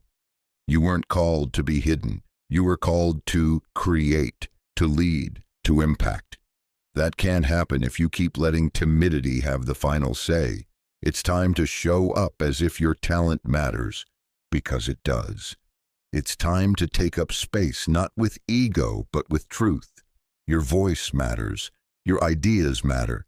Your presence matters. And yes, you might be misunderstood. You might be judged. But you will also be seen. You will meet yourself in ways hiding could never offer. You will grow into the version of you that your gifts have been waiting for. So step in, speak out, take the shot, write the words, share the idea, enter the room like you belong in it, because your talent already earned you a seat. Don't let timidity steal what your gift was meant to create. You've stayed quiet long enough. It's time to move like someone who knows the power they carry. It's time to be seen, all of you, fully, finally, now. No one can hold you to a higher standard than you can. Not a coach, not a mentor, not a critic. The real shift happens when you decide to demand more from yourself than anyone else ever could. Not out of pressure, but out of pride. Not because someone's watching, but because you've raised your own bar so high that mediocrity becomes unbearable. You know what you're capable of. Even if you haven't fully lived it yet, you feel it. And that feeling isn't random. It's a calling. It's the part of you that's tired of showing up at 60% and calling it effort. It's the voice that knows you've been coasting when you could be creating. And when you start listening to it, really listening, you stop needing external accountability. You become your own standard. This is the moment where you switch gears, where you stop waiting for someone to check on you, push you, or motivate you. You don't need someone standing over your shoulder. You've got discipline standing in your chest. You become the kind of person who doesn't just do the work. You own the work, quietly, relentlessly, consistently. Demanding more from yourself doesn't mean never resting. It doesn't mean burning out or chasing perfection. It means refusing to settle for comfort over growth. It means holding yourself to the vision, even when the mood fades. It means showing up when it's boring, when it's inconvenient, when no one's clapping. That's the difference between interest and commitment. You can't outgrow the level you tolerate. If you keep letting yourself off the hook, you stay in the loop. But when you raise your standard, everything starts to shift. Your habits sharpen, your circle evolves, your mindset tightens, and your identity starts aligning with your ambition, not your excuses. You begin to speak differently, move differently. You stop making room for weak discipline and start making time for strong results. You don't settle for almost. You don't applaud half effort. You don't entertain the kind of energy that lets you off easy, because you've seen what you're capable of when you stop letting yourself slide, and you want more of that. The world notices people who demand more of themselves. It feels different. It hits different. You walk into rooms with presence. You speak with weight. You no longer have to announce what you're building because it's obvious in how you carry yourself. That energy is rare and it's respected. So don't wait for someone to push you. Push yourself. Demand more from your habits, from your words, from your consistency, from your belief. You're not here to blend in with average effort. You're here to lead, build, and become the kind of person who turns pressure into power and potential into performance. This is your standard now, and no one will ever expect more of you than you do. That's how you rise. That's how you win. Every time. Excuses feel justified. They sound logical. They show up dressed in reason, wrapped in stories that make you feel safe. But no matter how convincing they seem, they all have one thing in common. They stall your growth. Your next level doesn't care about your excuses. It doesn't wait for your comfort. It doesn't make space for your delays. Your next level has no room for excuses. You can't step into expansion while clinging to limitation. The truth is, every time you tell yourself, I don't have time, I'm not ready, it's not the right moment, what you're really saying is, I'm choosing to stay the same. Your next level isn't waiting on better circumstances, it's waiting on a better commitment. Growth requires accountability. the kind that looks you in the mirror and says, "This is on you," not in shame, but in power. Because when you realize that everything you want depends on your ability to stop explaining why you can't and start finding out how you can, you stop looking for exits and start building doors. Excuses are comfortable. They protect you from the risk of failure, rejection, exposure, but they also protect you from evolution. And at some point, you have to decide what matters more, your comfort or your calling. Because you can't have both. There's no elevator to the next level. There's only the staircase, and every step requires ownership. Ownership of your habits, your time, your attitude, your energy. And that kind of ownership leaves no space for excuses, because excuses don't move you forward. They hold you hostage in a reality that no longer reflects who you're becoming. You already know what needs to happen. You know what you've been avoiding. You know where you've been inconsistent. And deep down, you know that your next level is already accessible. It's just on the other side of the story you keep telling yourself about why it's not. But here's the shift. You don't have to wait until you feel ready. You don't have to wait until it's easy. You just have to stop allowing the same old reasons to dictate your direction. You're not stuck. You're just still making room for excuses where there should be execution. When you decide to rise, excuses start to sound like noise. They lose their grip because now you're moving with urgency, with clarity, with the kind of conviction that says, "I will no longer negotiate with my lower self." And that decision, that's when momentum starts. That's when the excuses shrink and the progress compounds. Your next level is not impressed by your potential. It's activated by your discipline. It shows up when you stop hiding behind circumstances and start showing up like the outcome is non-negotiable. So release the excuses, all of them. They served a purpose once, to protect. But now they only delay. Step into responsibility. Step into power, because your next level isn't waiting, it's watching. And it only opens for those who show up ready to own it all. There was a version of you who wanted to give up, who cried quietly behind closed doors, who showed up even when no one noticed, who kept going when everything in them said, "Stop." That version of you fought battles no one saw, carried weight no one understood, and still chose to keep moving. You owe it to them not to quit now.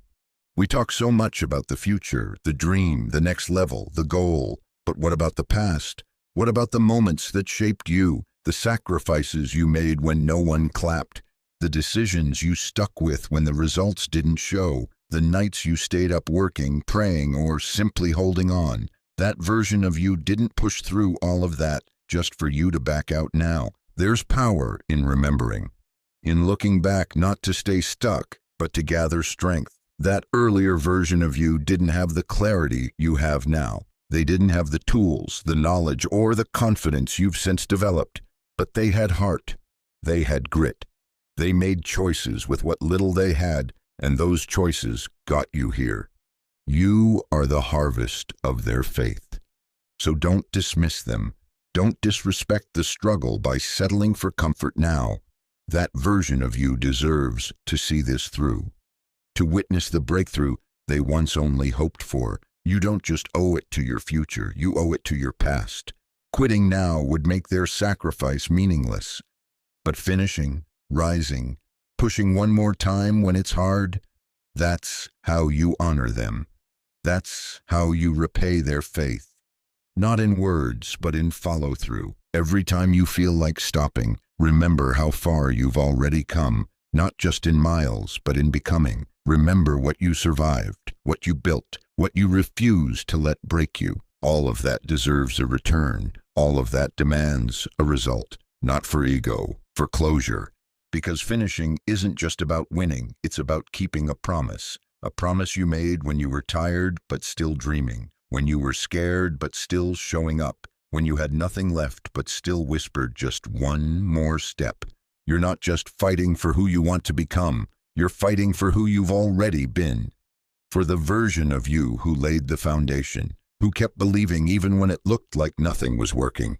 who took the hit and still stood tall. So carry them with you. Let their resilience remind you that quitting was never your style. Let their courage remind you that the struggle wasn't for nothing. You've already proven you can survive. Now it's time to thrive. You owe it to them. The past you, the brave you, the version who didn't quit. Make it worth it. Finish what they started. That's how you honor them. That's how you rise. Fully, finally, all the way through. You started with a vision, a fire, a reason. You made a promise to yourself, not out loud, not for show, but in the quiet of your mind. This time, I'm going all the way. You felt it, you meant it, and then life happened.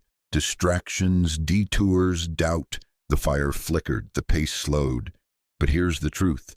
The promise didn't expire just because it got hard. Finish like you promised yourself you would. No one forced you to start. You chose this. You said yes to the dream, the discipline, the discomfort. Not because it was easy, but because you saw something worth fighting for. And even if you've taken a few steps back, even if you've stumbled, even if you forgot for a while why you began, none of that means it's too late. The promise is still waiting. There's something sacred about finishing what you started. It's not about perfection. It's about honor, about keeping your word, not to them, but to you. Because self-trust is built in those moments when quitting would be justified, when no one's watching, when everything in you says later and you still say now. You don't need another plan. You need a decision. You don't need more motivation. You need a memory of who you were when you said yes, when it was exciting, when it was clear. That version of you is still inside, and they're counting on you to follow through. Not halfway, not someday, all the way. There's a different kind of pride that comes from finishing, not the kind that seeks applause, but the kind that sits deep in your bones, the kind that says, I did what I said I would do, even when it stopped feeling easy. That's how you build confidence. That's how you build identity. Not in the starting, but in the staying, in the finishing.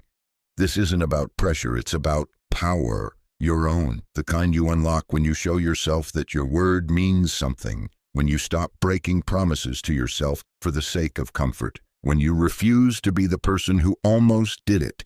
Every time you finish what you start, you become someone stronger, clearer, sharper. Every time you keep going, you strip away the identity built on excuses and rebuild one built on evidence.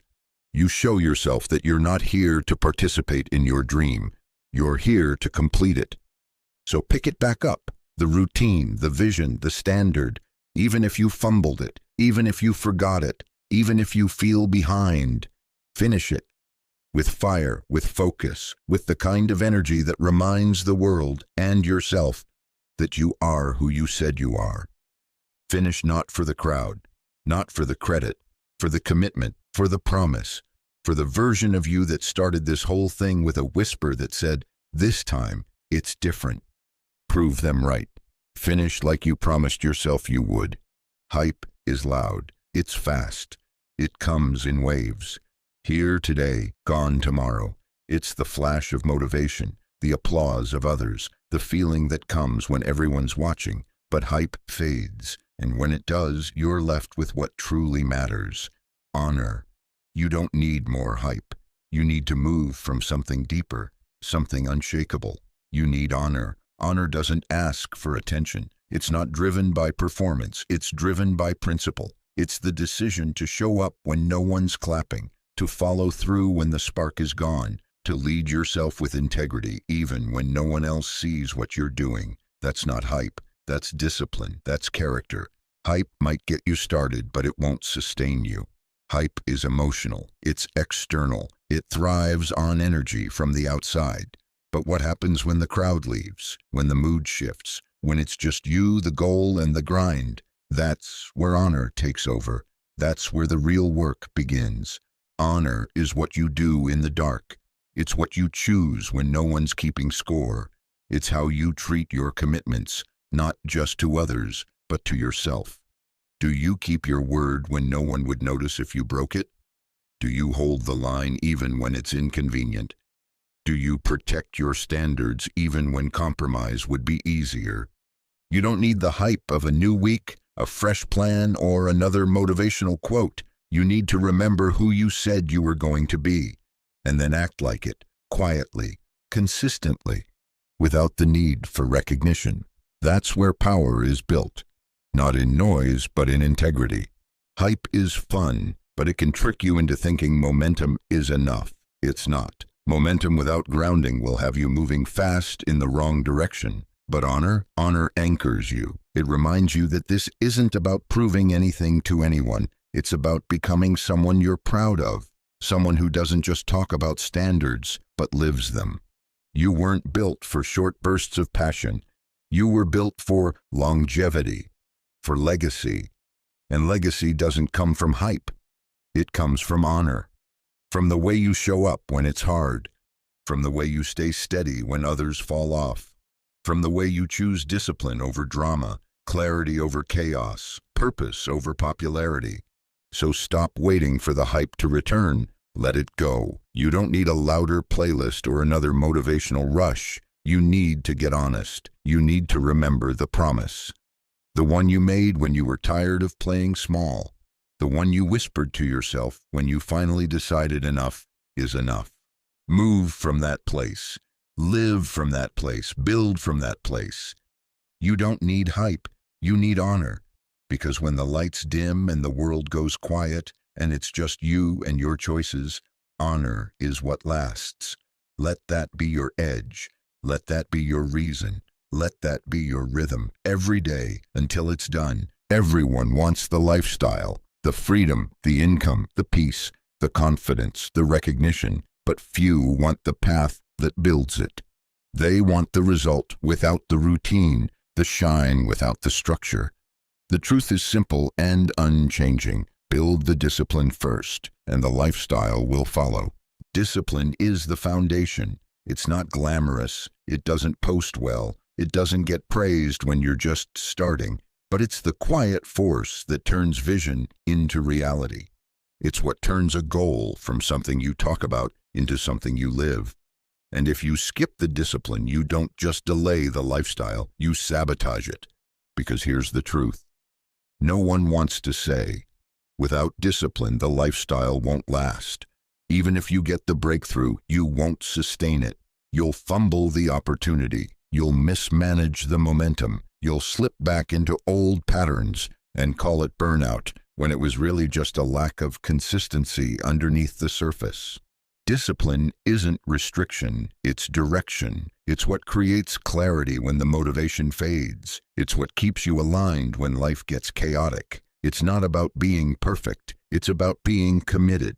Committed to the standard, committed to the process, committed to the version of you that's waiting on the other side of your excuses. Start with the small things, the daily decisions, the way you wake up, the way you talk to yourself, the promises you make and keep.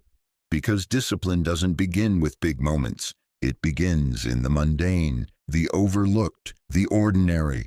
You don't rise by doing what's exciting. You rise by doing what's necessary, repeatedly. That's what shapes the lifestyle. Not one breakthrough, but 1,000 decisions made with intention. It's waking up when it's easier to sleep in. It's saying no when temptation shows up dressed as comfort. It's choosing structure when your emotions scream for escape. That's what builds character. That's what makes results inevitable. You don't have to have it all figured out. You just have to be willing to build. One choice at a time, one discipline at a time. And over time, you'll look up and realize the lifestyle you wanted didn't just arrive. It became normal because you became the kind of person who was ready for it. And once you're that person, you don't chase the lifestyle, you attract it, because you've already built the foundation it requires. You don't just wish for the peace, the success, the confidence, you live it. And not because of luck, because of discipline.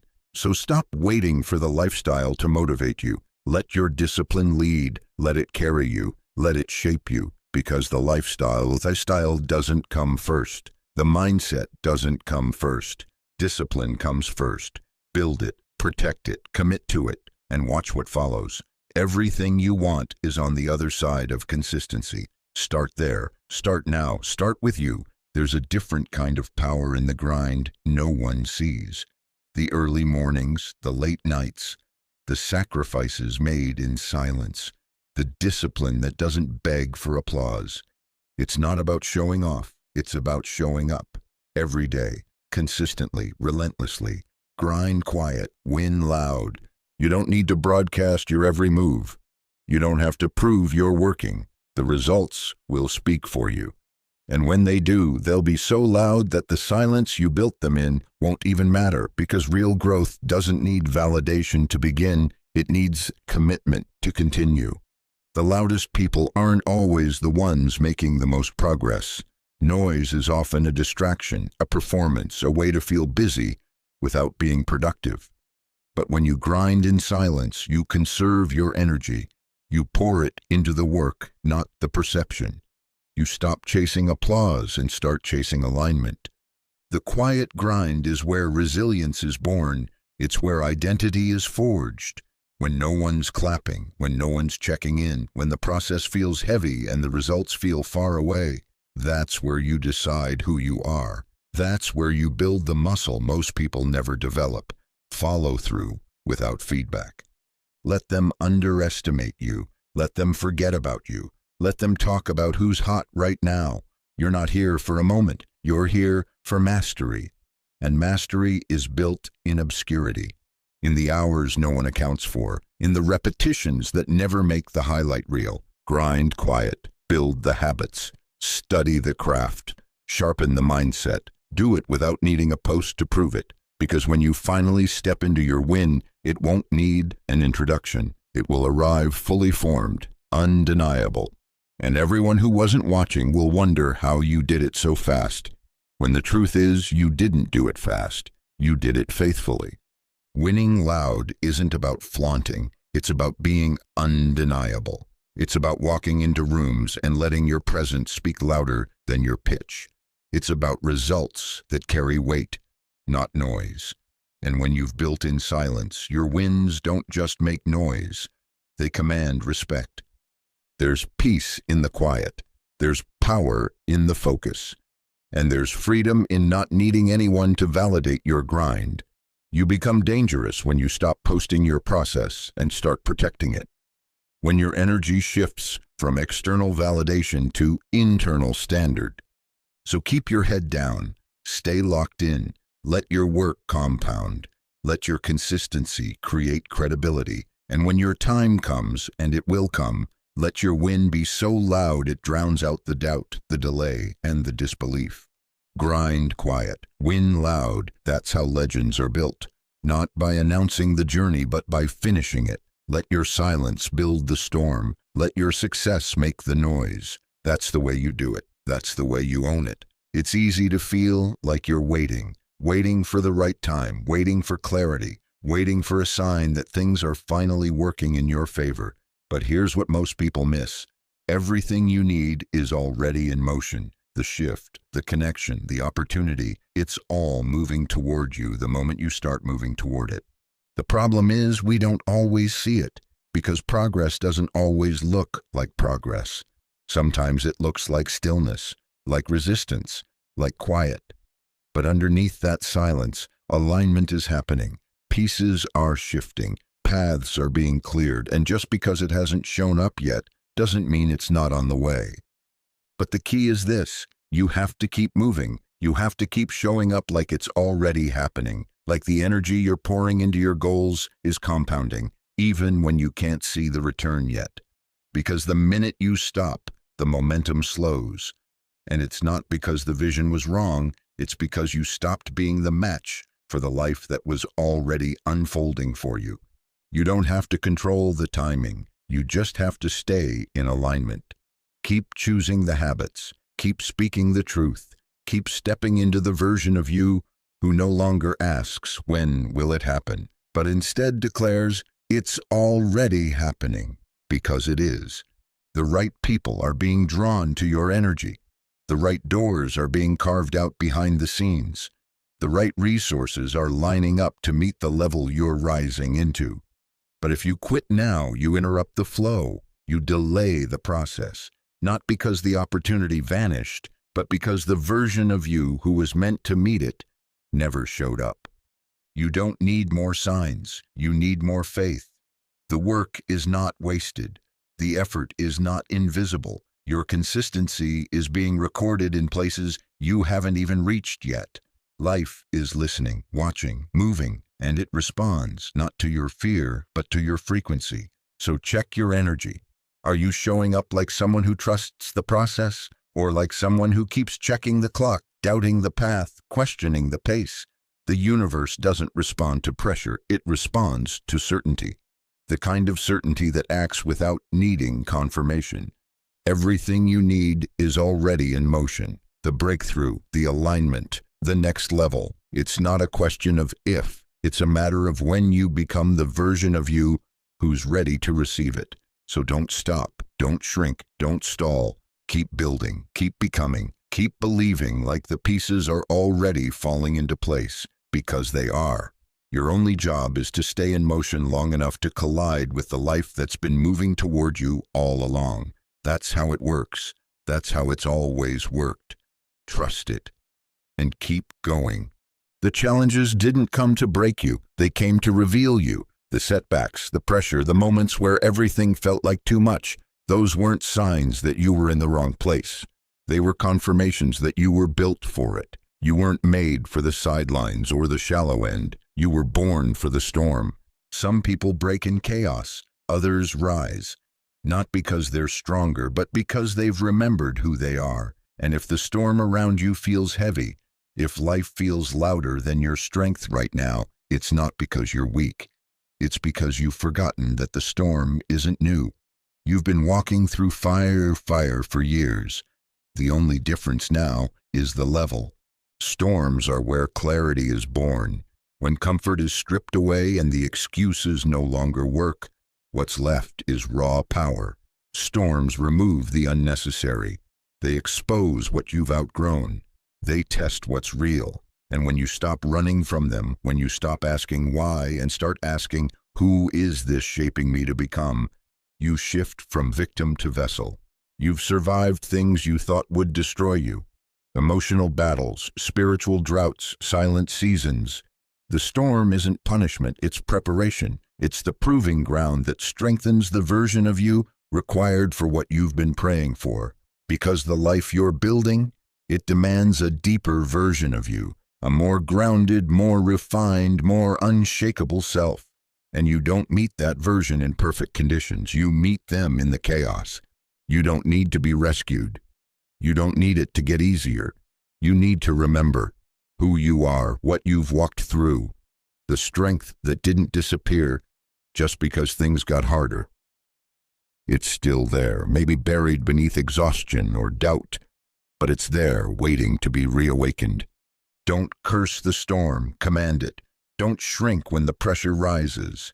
Expand, stand taller, speak clearer, move with intention, not fear. You don't have to be perfect, you just have to be present. Present enough to breathe through the turbulence. Present enough to trust that the same power that brought you here will carry you through. And when you come out on the other side, and you will, you won't be the same. You'll be sharper, louder without shouting, calmer without needing control. You'll be someone who doesn't need peace to be powerful, because you've learned to be peace in the middle of the storm. So don't pray for the storm to stop. Pray for the strength to lead through it.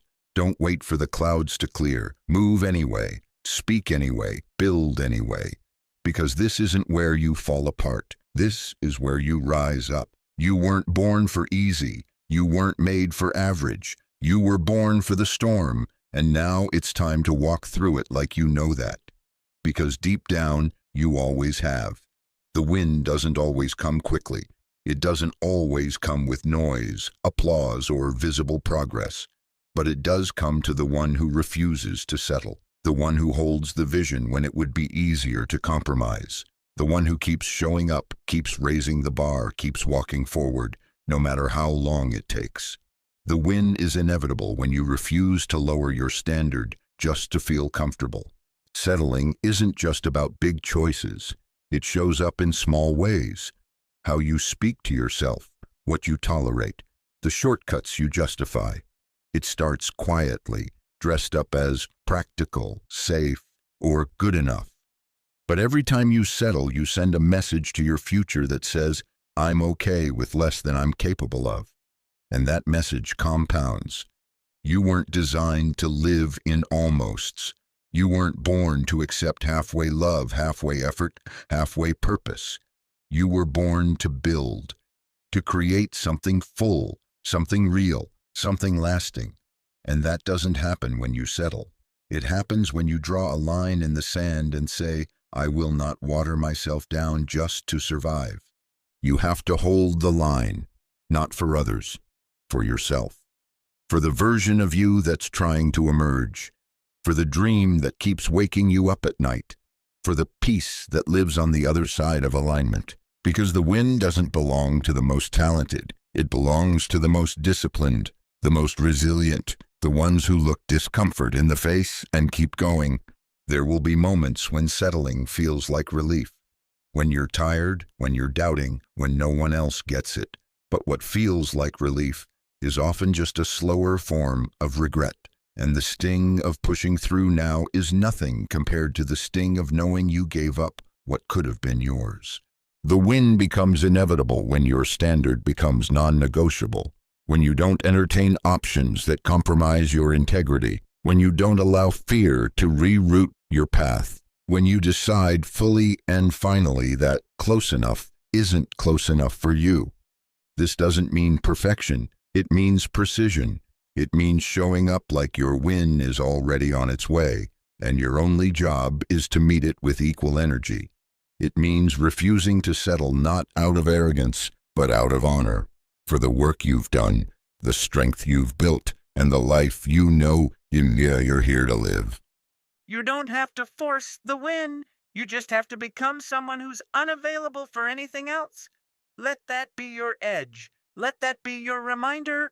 Because when you refuse to settle, you don't wonder if it will happen. You trust that it must. The win is inevitable, not because it was guaranteed, but because you were, and you never let go. Not when it got hard, not when it got quiet, not ever. That's how you win every time.